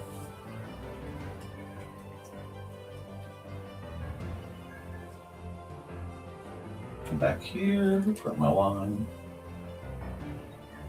Close that, close that.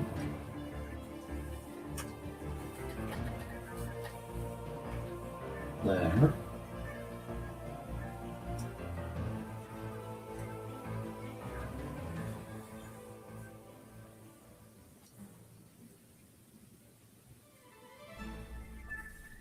I know this line isn't closed enough for this, but that's okay.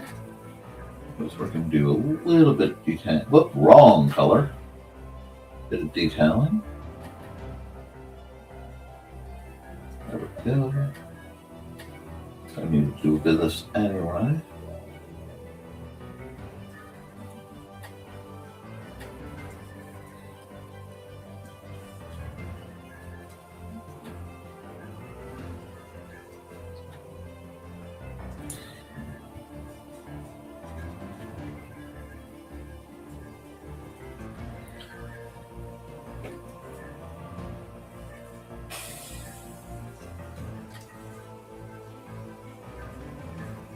One layer again. There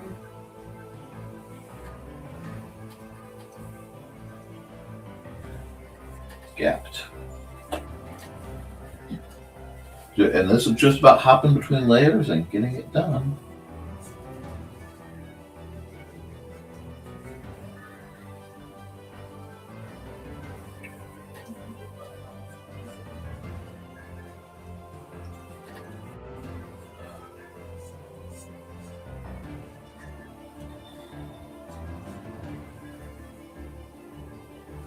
We'll get there. There we go. Now if I go, a lot of times I'm flicking around just trying to get to where I need to be.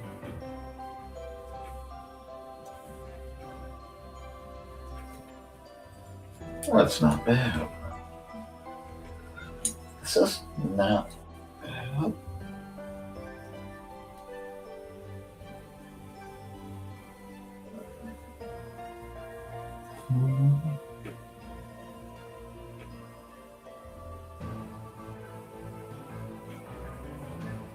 No, that's pretty good.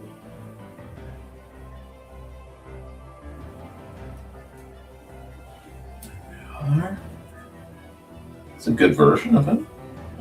Quite like this better.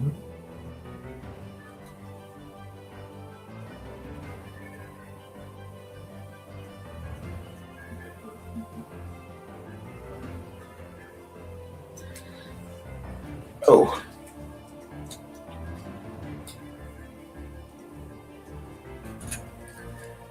A little bit of overlay here, probably. But not too bad. Now, how do we want to do this? Got a couple options. Oh.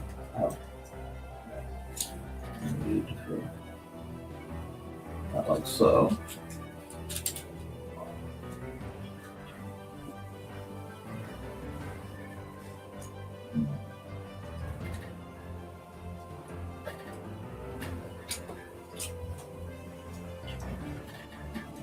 Here.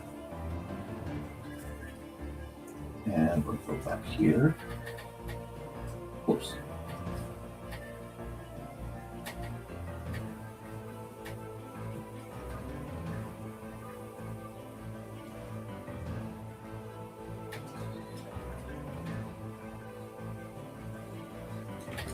There we are. Now we're getting somewhere. Very, very de-adjacent, but I'll let that slide this time.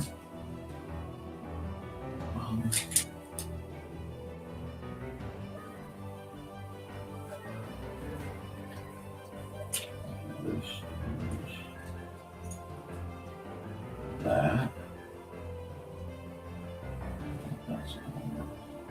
Oh, I'm on the wrong layer again. Shoot. There. Better.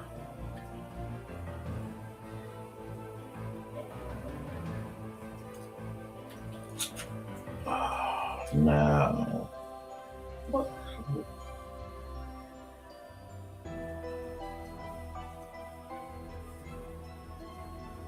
No.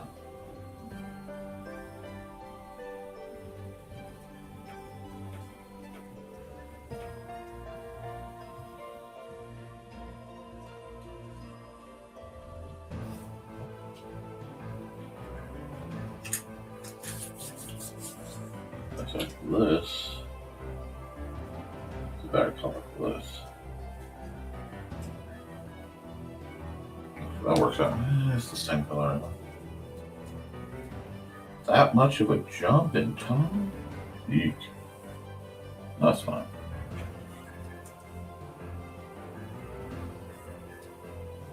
Whoa! That's freaky. It looked like he started to disappear. Blend mode, multiply. Now you guys know what's coming here.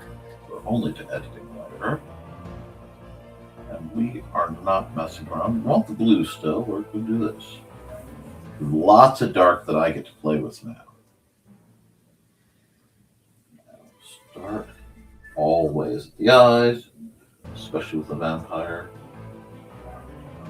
You can get a much bigger.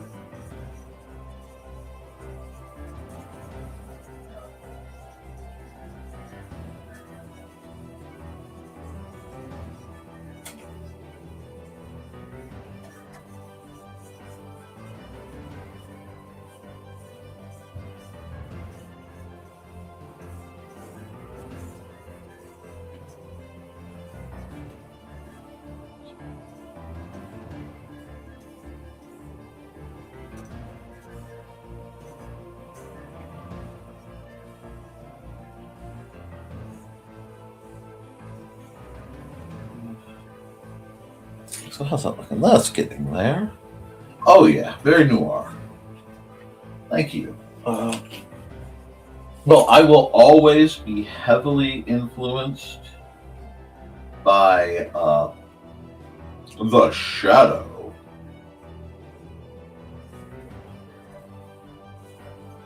And who knows what evil lurks in the hearts and minds of men. The shadow knows. Been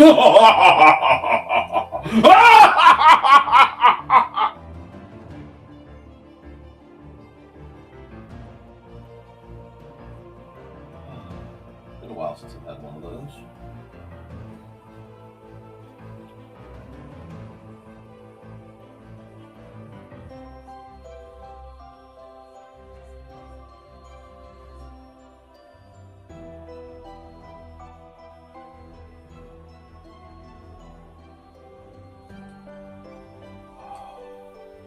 Don't you?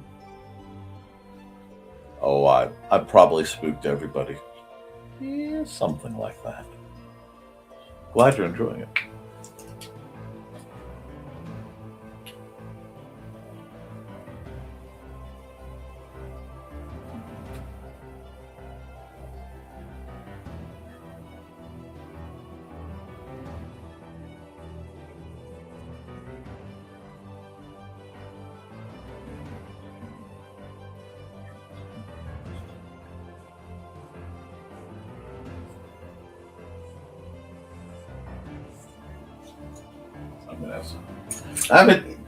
I'm still playing with variants of the shadow layer to get things to do what I want to do.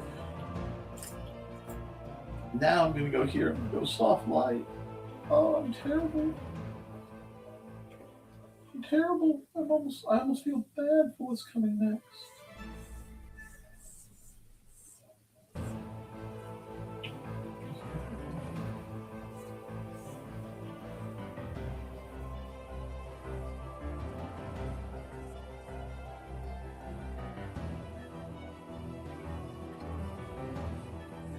There it is.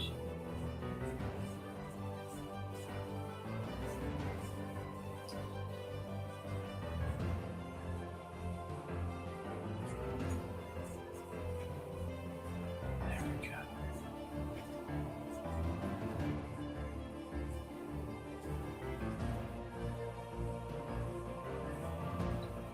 I need a much smaller version so I can do.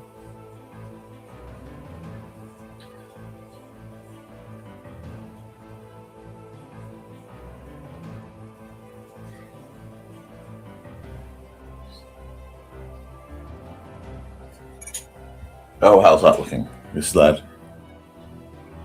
Oh, congratulations, Grandma.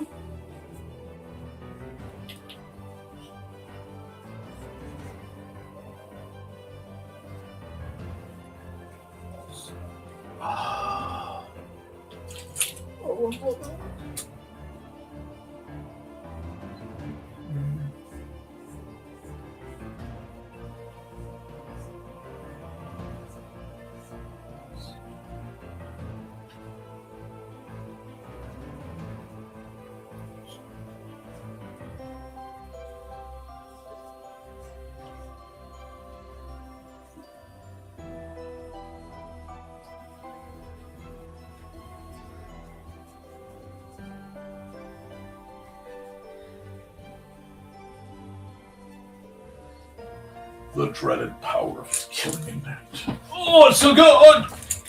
Let's go! Let's go! Alright.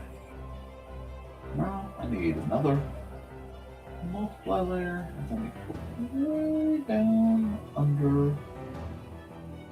Actually, way down here. Very light. Might be too low. Oh wait, I'm a mile right brush. Yeah, it's just too low.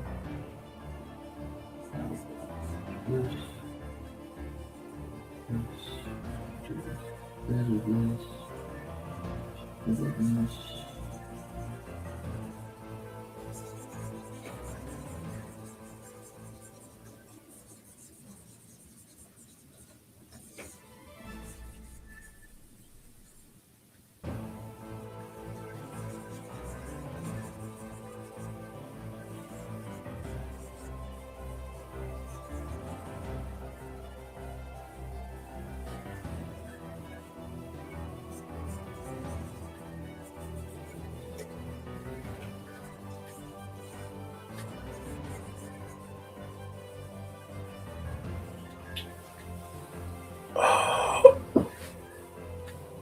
How's that look? Yeah, I think we're good. Good luck on the interview, Grim. I'm very proud of you. Getting a job. Growing up so fast.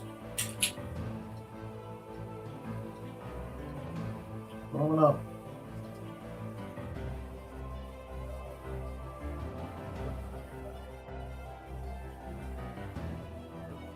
I can't even see where I'm writing. I'm doing too much dark on dark. Hold on. There we go.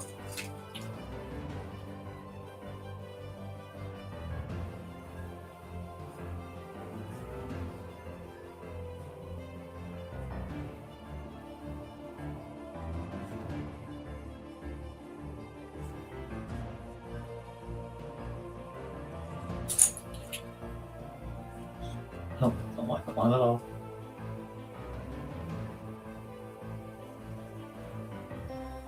There we go.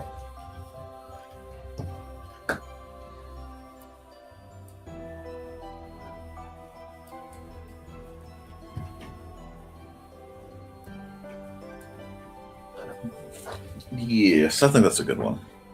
I think we're good with this.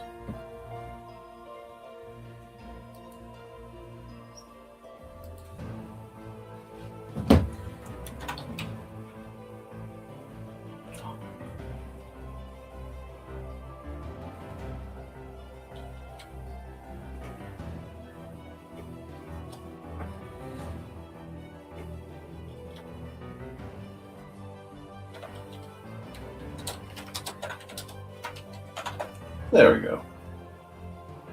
That's a good one. And we'll come here, we'll come here.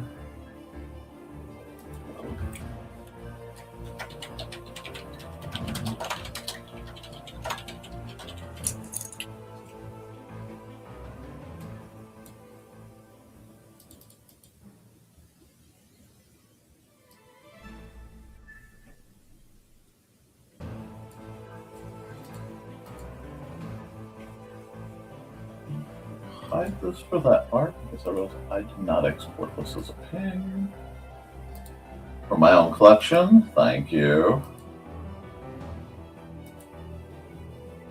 And then we will bring that back up. And we will export this as a JPEG. 1:21:26 should work. And I'll put the NTF on there because I just spaced it. That way I can find it in my files. Now, we'll hide this. We'll even export the time lapse. I really didn't strain too much, but I want to have a little bit of fun with that. I still have one more picture to do. But let me go media. Let's stop this one. And let's find a good. You know what?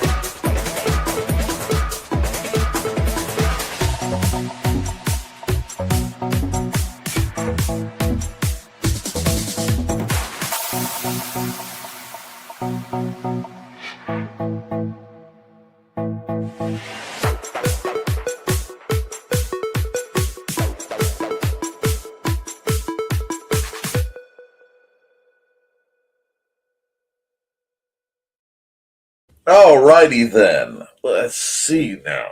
I need to think of something else to draw. Oh boy! I need my stretch. And I need my hydration here. And I show you guys me doing this so that you guys know that it's important. Now, where are we at? Let's see. Comments? Hey, have a great day, Dave. Thank you for coming by. What are we drawing? What are we doing? Let me see. Do I have anything interesting in my random piles of characters things. I fill phones up with pictures of costuming and magic cards and strange poses. Which reminds me, I have a couple I have to put up from last night. Dusty decided to cuddle, and whenever Mandy tried to move him, he put his paw on her forehead like, no, sit down. I want to do that, but that's not exactly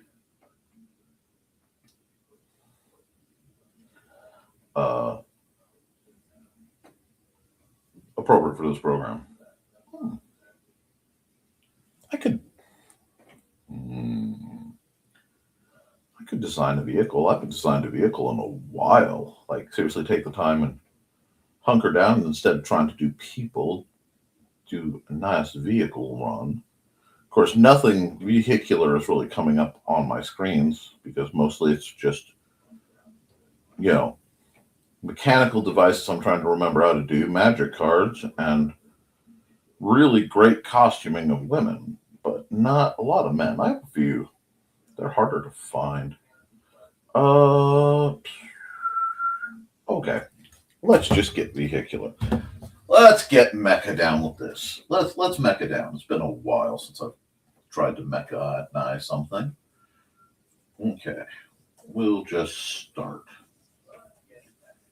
All right. When you are designing vehicles, you have to find your design language. And you kind of want it to, because I'm not that far, and I may actually really want this one, so I'm going to record this time lapse for sure. I'm going to do this, and I'm going to do this, and I'm going to do this, and I'm going to do this all the way through. There we go. Now, this is a very standardized how I make a BSR, right? That being a big stumpy robot. This is the code.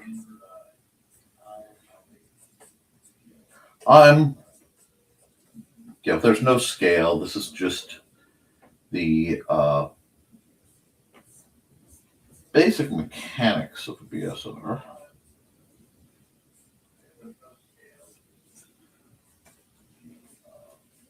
Okay. Now, and usually, I'm going to cut this short to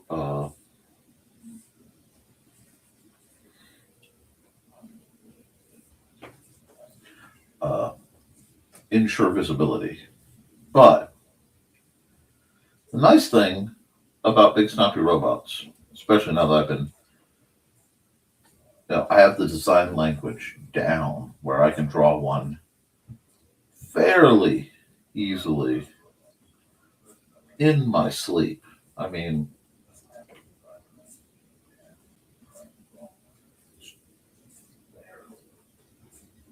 just about. I have some tools that were given to me a very, very long time ago. And the next project that I have, so I might just talk through this and just keep my life easy. A little bit of easy street, I've earned it. I have a pin drill that was given to me by Trelena. And when I can find my stop motion app again, I may want to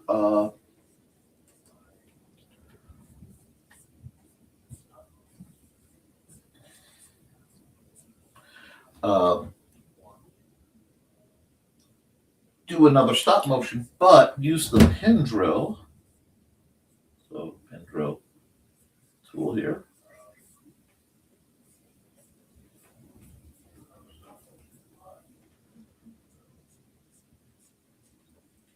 To use pins to fully articulate a BSR like it should be.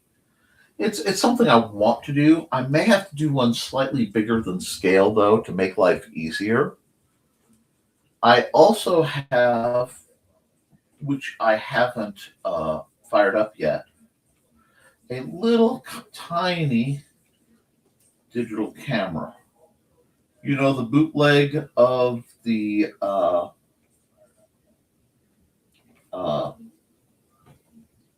GoPro things, the little GoPro boxes that I want to use in a big Stompy Robot style city to get footage at height and scale.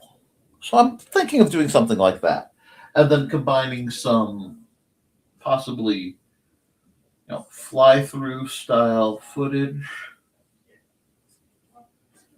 with stop motion to make the product, make the video. I still have to write a script for it. Now, if you want to know more about what I'm talking about, if you dig into my files, there should be a playlist of stop motions. And you can watch some early stop motions I did a long time ago that I need to do more of. But the distinct design language of your average big stompy robot is intentionally very blocky. Okay. These are not mobile suits. Although, on saying that, there are a couple of exceptions. One of them being Mischief's Mojo. No, Mojo's Mischief, sorry. Which is much closer. Trying to do this from memory is a little trickier. To Armored Core, with the intention of a Gundam-ish vibe of what the heck is this? But I will always like blockier bots. And the reason I like blockier bots is very simple. I like blocky bots because they are easier to build out of wood. And to me, the closer you get to being, fully humanoid, the less mech and the more you become something else. But as you can see,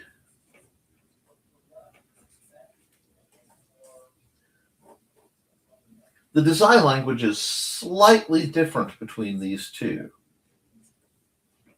I mean, it's present, so I can do some things to this mech to make it more in the visual style of BSR. So a lot of times, the more detailed rigs have this sort of firing mechanism over here. This one's very snubby. Let me add a missile. And being a child of the 80s and 90s, I will always love the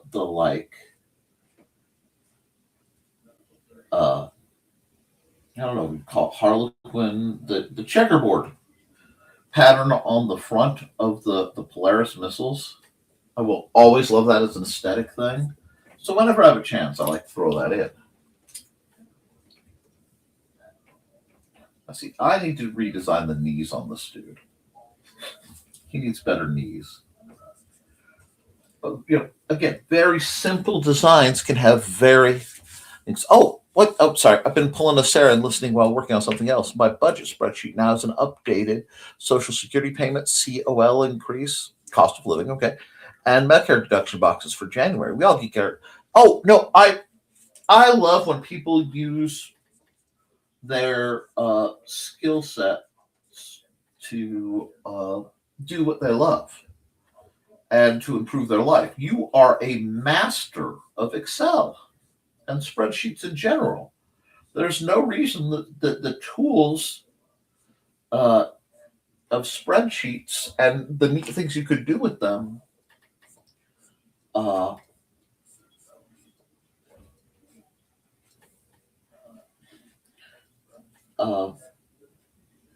should be just left only for the purview of business. I think that's balderdash.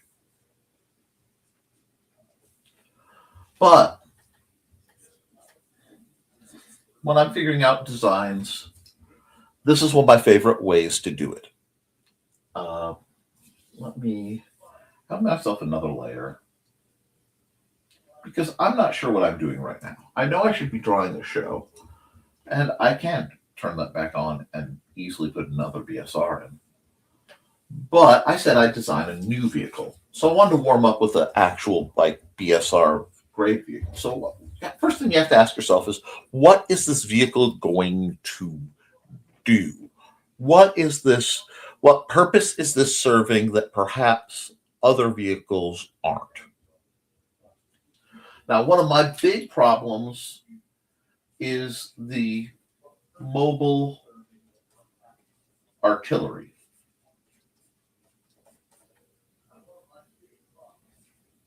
And pardon any typos I have. Because for me, mobile artillery is an incredibly versatile class. So I have one version that looks, let's see. Oh, it's such a weird layout. So you have this trapezoidal piece, and then it comes out, has treads. Now, I love my heavy mobile artillery because that just becomes a tank. But this goes like this.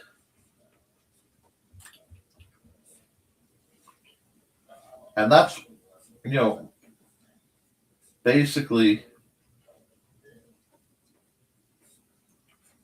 V1. Now, V2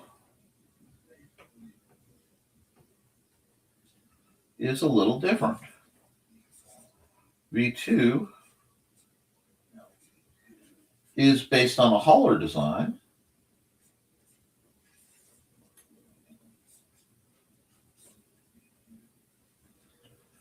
And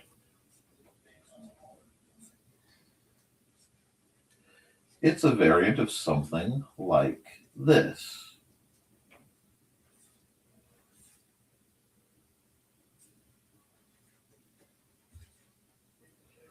So we'll say V2.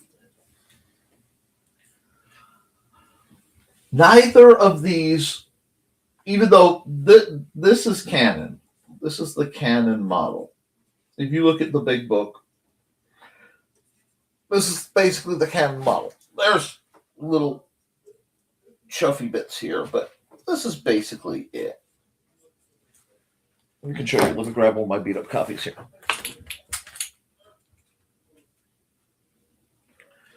So, looks like, here, I'll borrow the, let me just toggle this real quick. Looks like that. That's the main big stompy robot. Love the light stompy robots. They're very much in the language.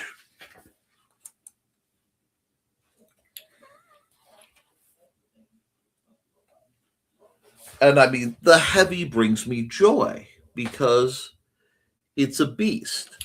But I still like the concept. Oh, no, that's glorious. I respect it completely. I'm sitting here geeking out about designing vehicles. So I could do, using these guys, I could easily go, okay, I want to make a more svelte looking. Like if I wanted to take this and this, right?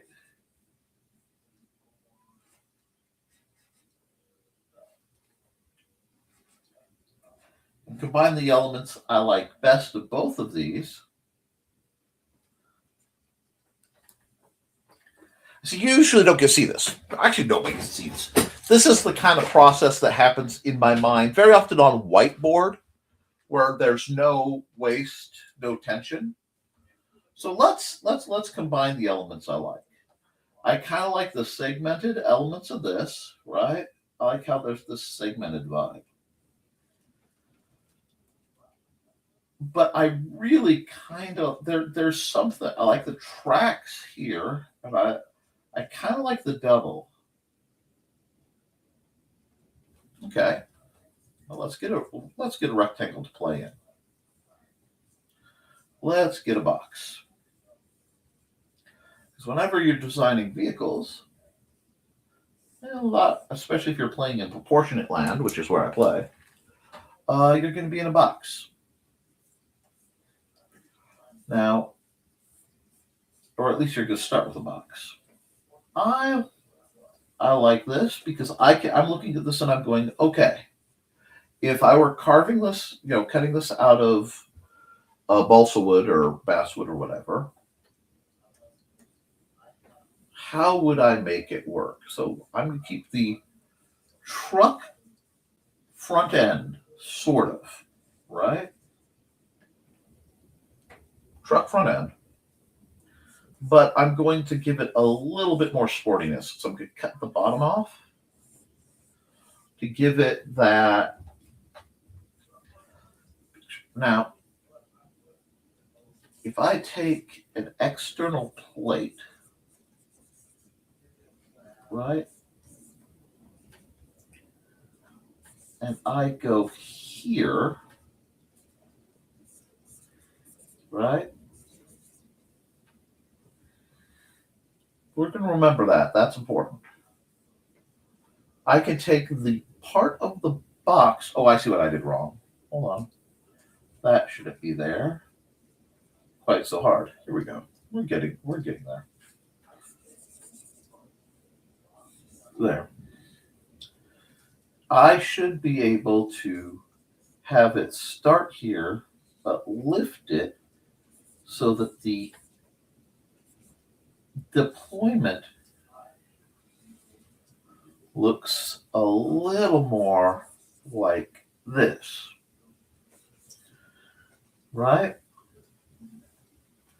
Now we have the option of 2 holes. Now I'm going to tell you right now, hi dear. No, I've never had actually, you know what? No, I have. I've had one fly off. I don't think I've ever had it crack your windshield. Dear, please be careful.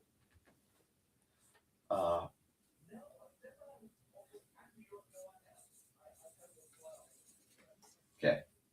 So that way I have some shading. Now, the barrels could theoretically extend out.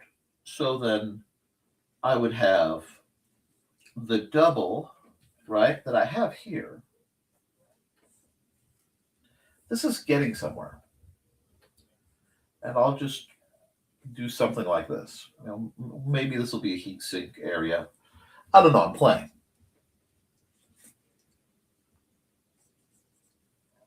Now we just decide we want wheels or tracks. Now I will tell you a great secret about me in my preferred vehicle design tools. Struck like a snake. Oh, that's clever, Dan. I love the witticisms that one finds. I'm still trying to keep within my pre-established design language.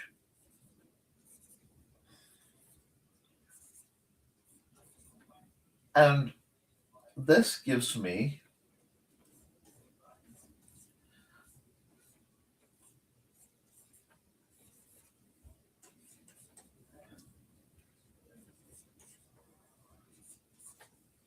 the option to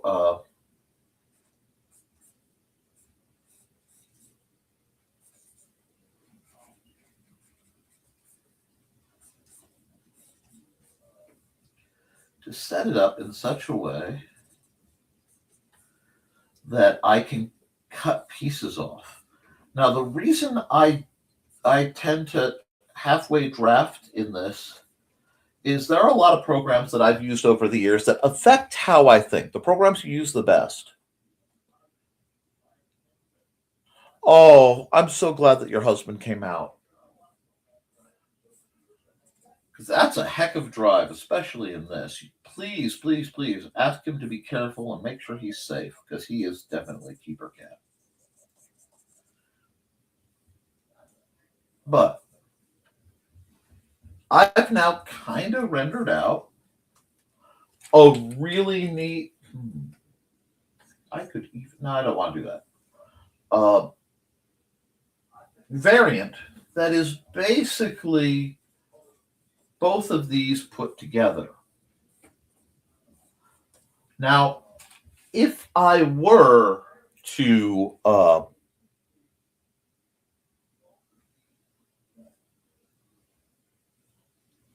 I'm glad he can get away. You know, a lot of jobs won't let you.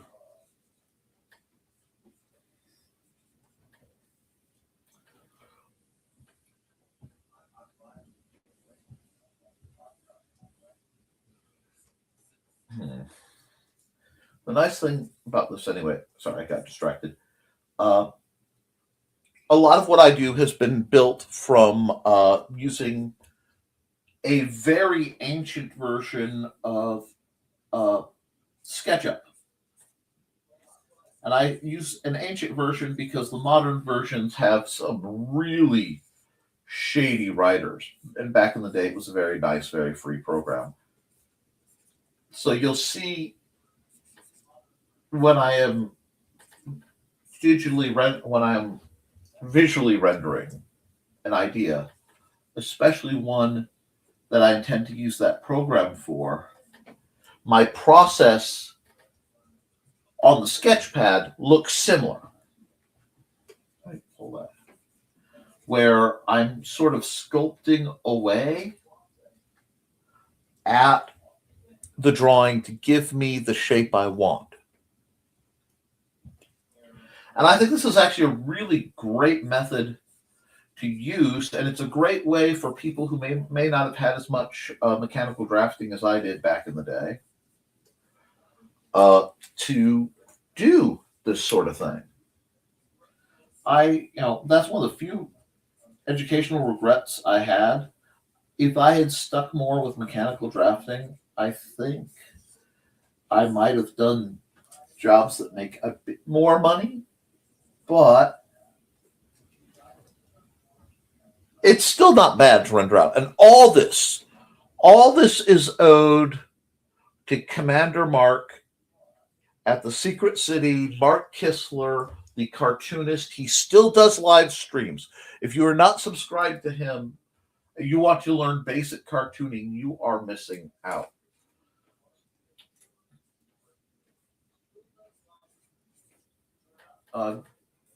He's still. I can't believe he still does. He does live streams. Man, it's got to be positively ancient. But I might want to play with this mechanism a bit. I don't know. I need to play with that.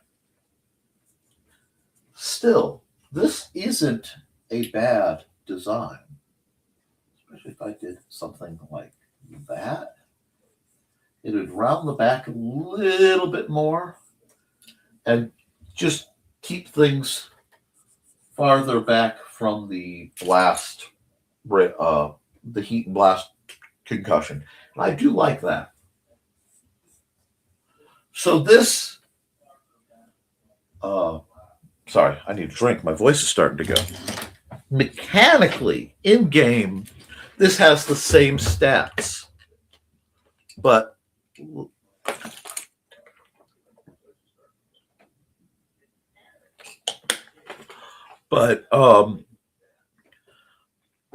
design-wise, it's a completely different adventure. So, I kind of like this fella. See, I really like this fella. He's groovy. So what I'm going to do is just add another layer. come here, go black, and let's just ink this guy. Now, if you guys ever want to see me go through my process with, no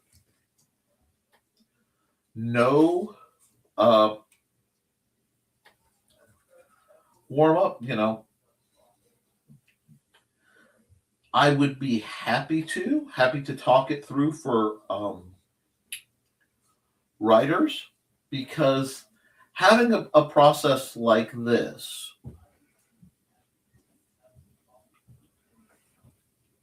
allows for understanding of why things are designed the way they are. And that can be very helpful for making your universes feel more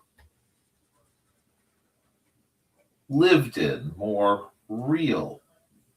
Because I've always found that, there we go, the illogical will sometimes snap me out of my immersion.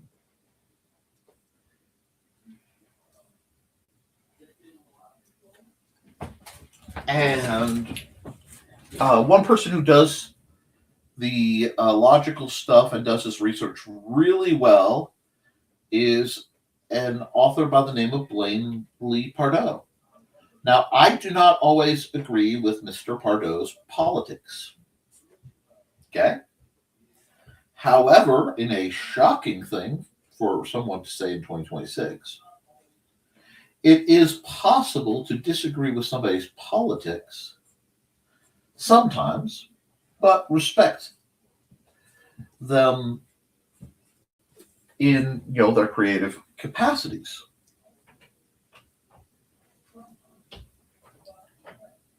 Now, he may do something later, or I may find out something I don't know and go, well, I disagree, but the man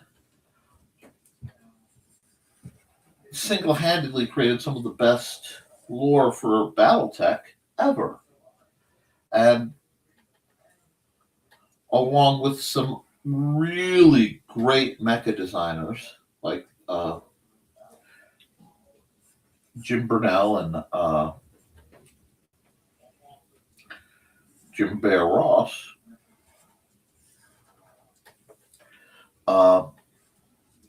heavily influenced how I work today. This needs to be lower. This canopy needs to be cut off, like right here. And it is funny, when I start rendering, when I start drawing things, if you ever,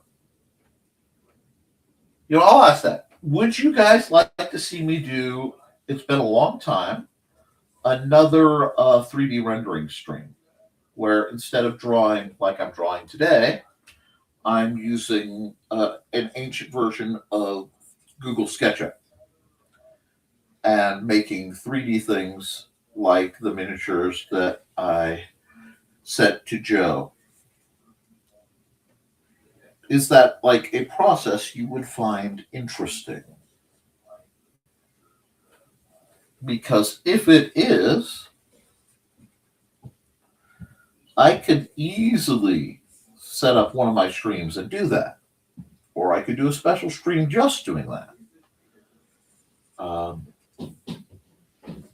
I am not, much like I am just scratching the surface on what I can do in Clip Studio.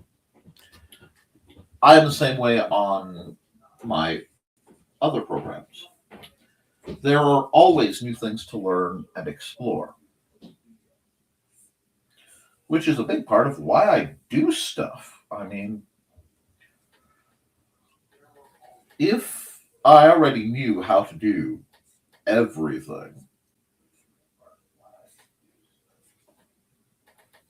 what would be the point of me doing it? That's not quite right, but it's interesting and I kind of like it. I have to come back and tinker with that concept.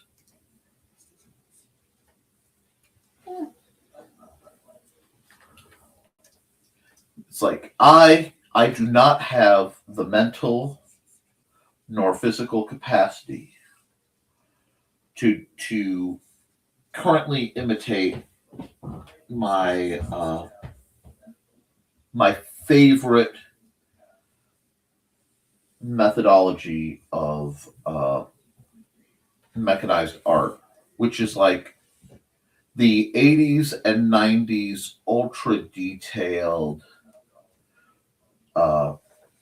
hyper mechanical login sequences that you see in military and mecha animation quite a lot, where the pieces are firing off and you see like what looks like actual cockpits, control systems. It's all brilliant, and it's more complex than I usually have time to explore.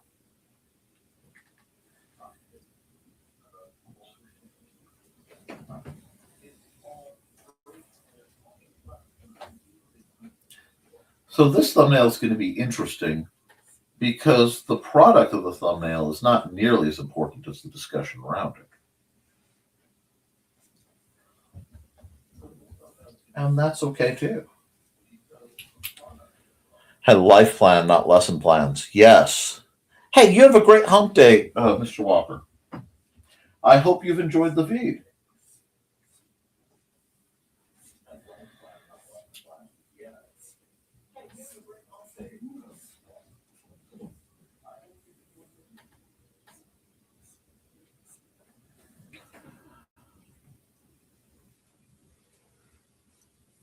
This is all very sloppy, and I admit it freely, because I'm in full like speed sketch mode,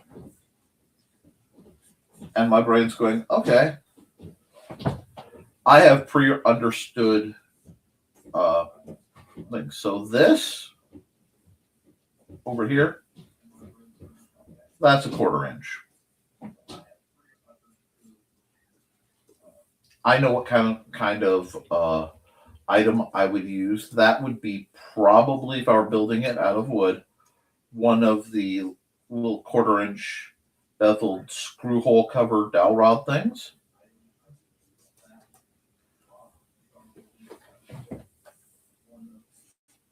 But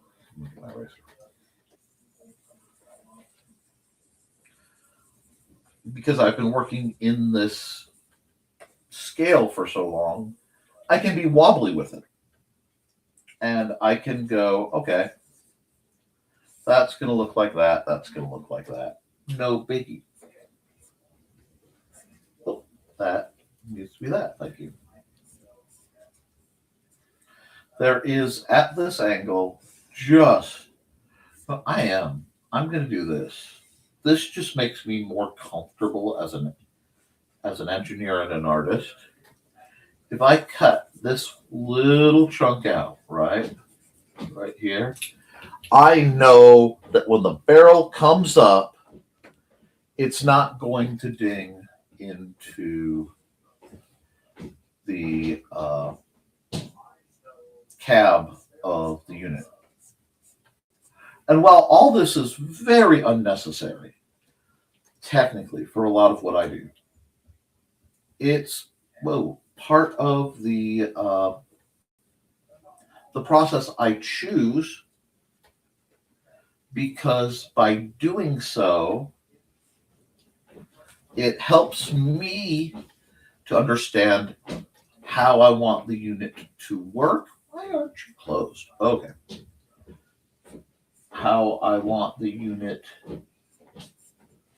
to look. This. Oh, wait, let me look. No, I'm still golden. Let me hide that for a minute. Yep, that one got a little funky, but I knew that. I knew that it would. We're going to do this, like this. Do that, like that. And again, it's shaky, but it doesn't matter, because this is just getting the feel for it. I probably, whoa, wrong brush, would want to raise the middle to prevent high grounding.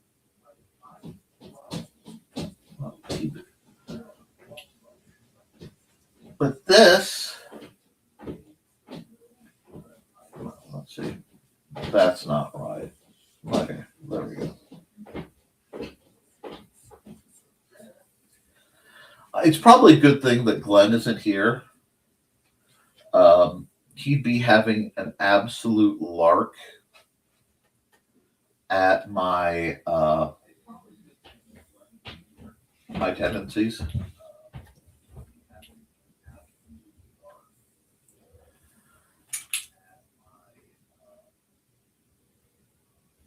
But the point of this one is to show you guys this all is very doable. We live in a world where everything now, they're trying to find ways to tax or control or prevent you from being able to make your own dang version.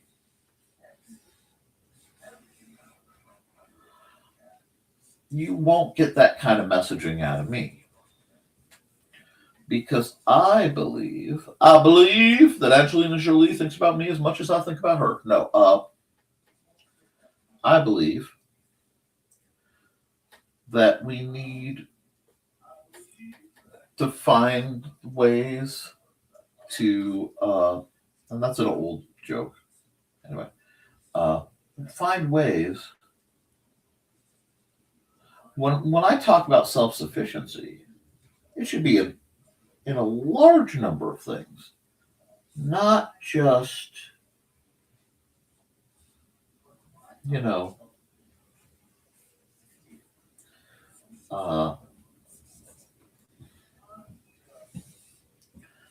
not just, mechanical, practical things. It needs to exist in how we approach what we enjoy. It's like, I may not like a lot of what broadcast television does. I don't have to. I either can make my own entertainment, shock, gasp, horror, or I can go on YouTube, which is where I spend the vast majority of my viewing time, and I can watch other people, many of which I have the pleasure of knowing through Indie CD,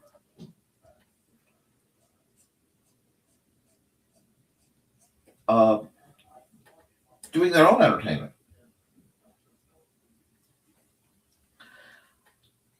And I'll be honest, when I can, I do. Now, a lot of times I don't catch everybody's live streams because I stream so much that I need a break away from the screens. I need a break away from the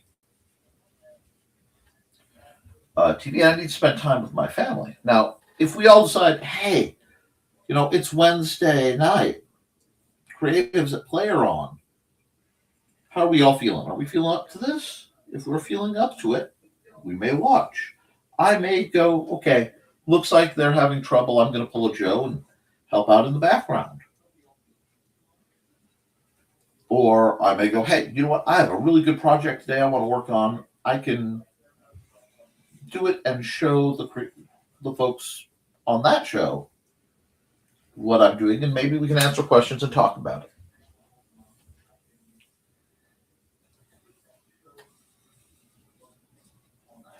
Understanding that kind of system must, exists, and using it must infuriate the huge media execs, because think about it.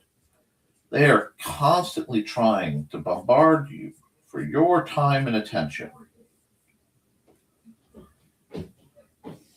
And then instead of watching something they spent millions of dollars to produce, to promote, to yada yada yada, you're watching, the glory, and I do mean glory, of like Trelena making plushies out of yarn. Still blows my mind that a non-rigid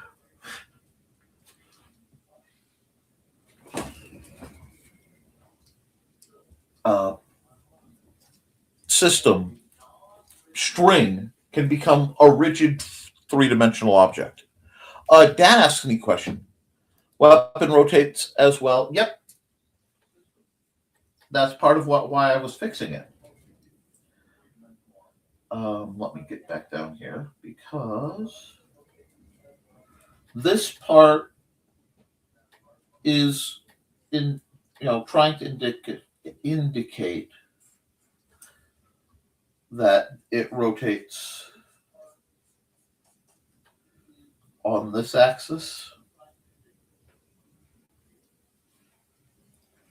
And because I think it's funny, I like to design these things as like giant Phillips head screws. I think it's funny. But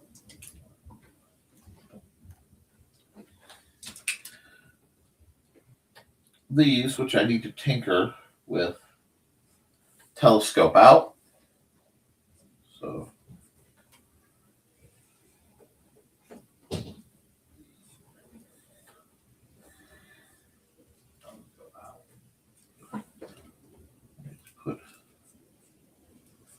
see, this is where I have to start adding the greebling. The little things that make this an interesting vehicle. But this is a great way for me to should I probably pull that out as a writer to activate other parts of my brain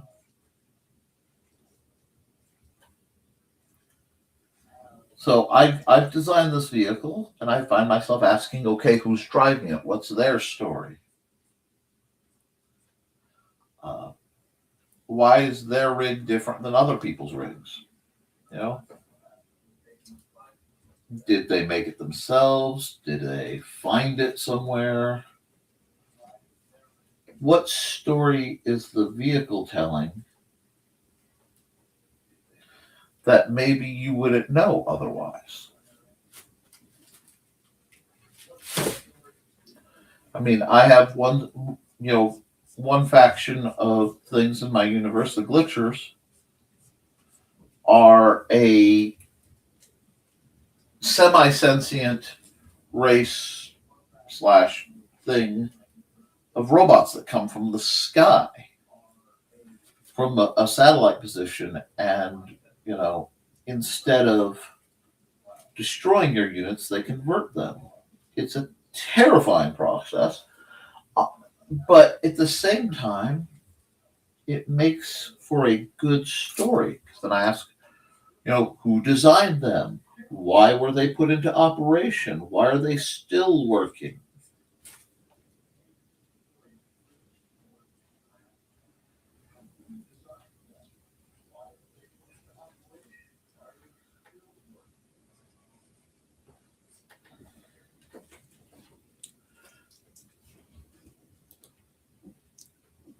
Yep.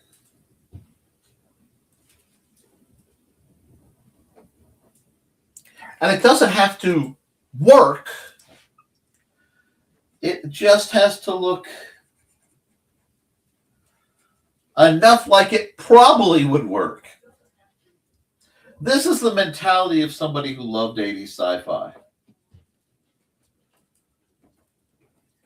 One of my favorite sci-fi ships of all time are absolutely dorky looking. If you watch the 80s Buck Rogers, they're called hatchet fighters.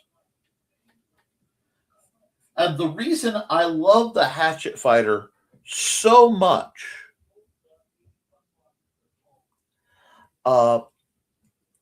is when on one of them they had to show the cockpit and they had made it, and the hatchet fighters were brown. And I realized the hatchet fighters were brown because the entire cockpit was made out of corrugated cardboard. And there's one part where you can see the edge of the corrugated cardboard. I swear I saw it. Now, I could have been mistaken, but my universe is so much more amusing with the idea that the hatchet fighters for Buck Rogers were made out of corrugated cardboard that it delights me.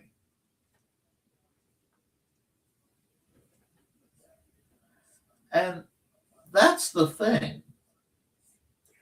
When you realize every visual perspective that everybody has is flawed, okay? No one sees everything perfect. There are always going to be measures of delusion in the world.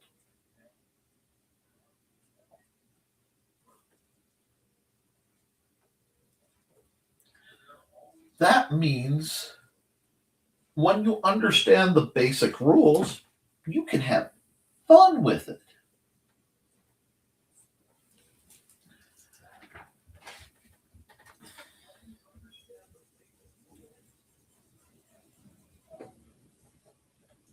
And you get things like this little dude just coming out of left field. And I freely admit that engineering just makes sense to me. Part growing up, same way with me. If I said poor man's engineering, where the measurement isn't as important as the function, and being able to eyeball it and go, that'll about work. I mean, in Battletech terms, I am very much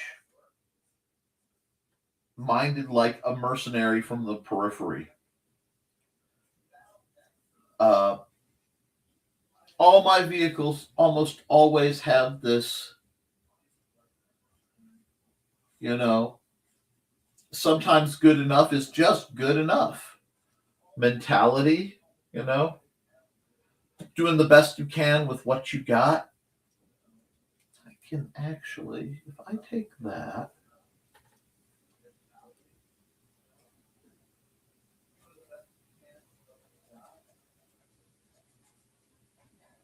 there we go. We're almost there.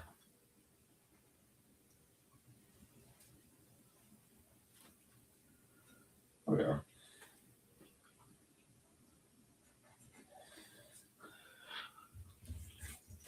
And what I love is because I've designed this way for fly-by-wire, I designed a basic workhorse spaceship, modular attachments for different tasks. Unfortunately, the published version needed to have all my illustrations removed from the manuscript. Hopefully you still have them, because, especially with the way things are going now, you might be able to release a special edition or something. Because I know your publishers have been difficult. Doing this because Xander loves it when I move things around like this. So every once in a while I like to just do that to appease my son. Okay.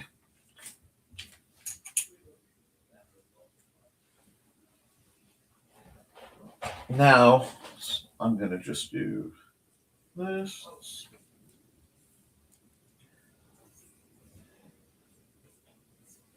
This.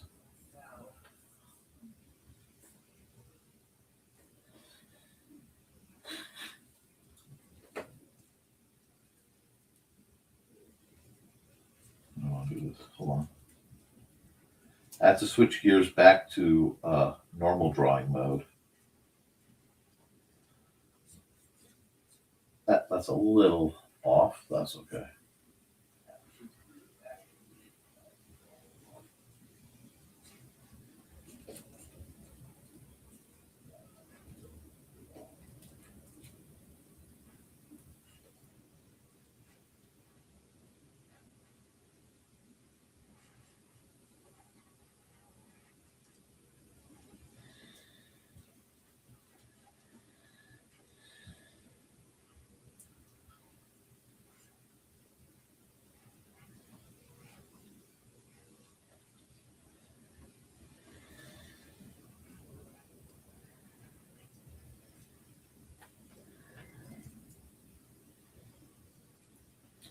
And see, now I'm going, okay, we got a little cat girl over here.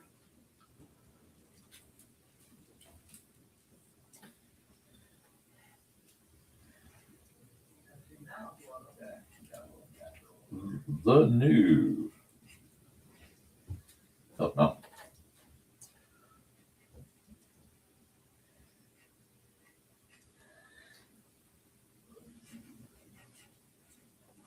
Mobile artillery. B3. And now I've made this look like a Ford commercial or something. Whoops. Oops. Well, it sucks to be them.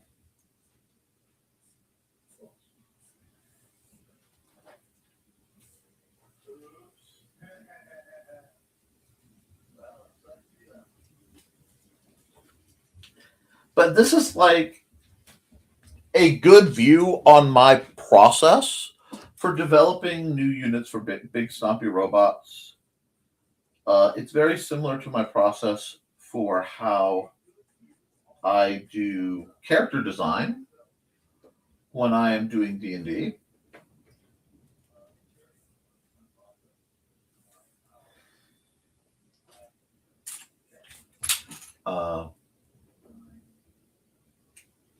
I hope this was at least vaguely entertaining. I'm going to keep it black and white because black and white is in the entirety of the Big Stompy Robots universe. I keep things this way as a rule because my terrain tends to be black and white, and that makes things neat. So we're going to do this. Now, this is one I may, quote unquote, fix in post, but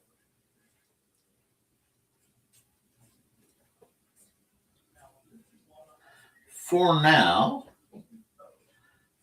this is sufficient. So we will come over here.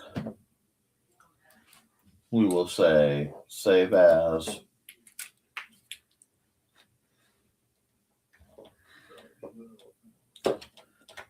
Mobile artillery V3 add BSR add. Save that. We'll export that in ping. Okay. We'll come over here. We'll export the time lapse because the time lapse is really kind of a neat one in that it shows rapidly how a standard BSR just gets banged out. And it's kind of cool to see my mental processes happening in real time or near real time.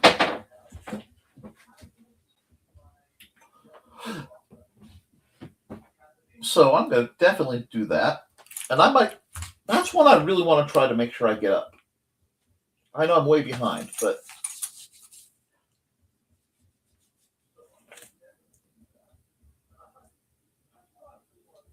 this is a fun one. And I love when I can give a bit of a quasi-educational lecture in any of my streams. Did I put this up to ping yet? Okay, I did. Because it's always interesting to just get that going. Thank you. I need to spend more time on that fill-in. Nevermind the Furthermore. And I love that my thumbnails kind of hint to this multiversal situation for Nevermind the Furthermore, where you don't know if we're going into the big stompy robots worlds or if we're going to the land of the lamplighter. We just know that Nevermind the Furthermore will always have something different. Thank you so much. I wish I could copy the text. I will.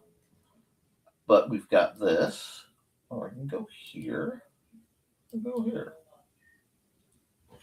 So we'll do a quick review on the images we did.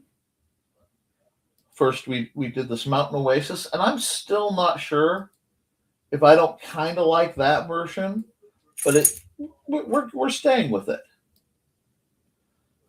We got to talk about the importance of being able to have nostalgia places, even to fantasy. We went through the glowing Dampier, which my lovely players are now concerned about. This makes me happy, And then we did a very nice, kind of scraggly mobile artillery design. We worked through all this together, and I think it entertained everyone involved.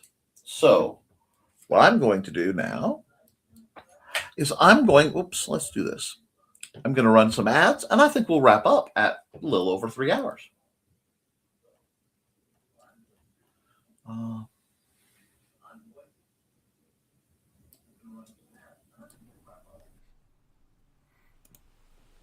Which is worse, parental interference in your job or a person with a weapon when they shouldn't have one? Working security can be boring, but some conventions are a blast. Find this and all of Donna Carlene's books at lulu.com or look for her on ndcd.org.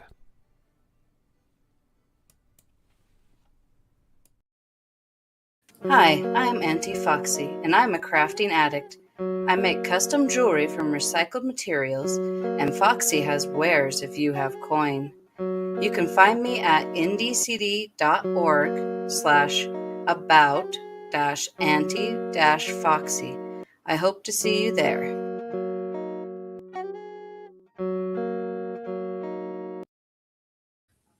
And of course, it's not one of my shows if I don't run this ad. Hi, this is Kat. During the school year, I'm Mrs. Rothermel, but otherwise, I'm Rock and Roll Art Goddess, writing about my past and filming the present. I need you to join my Rock and Roll Art army and to check out my merch on Zazzle.com.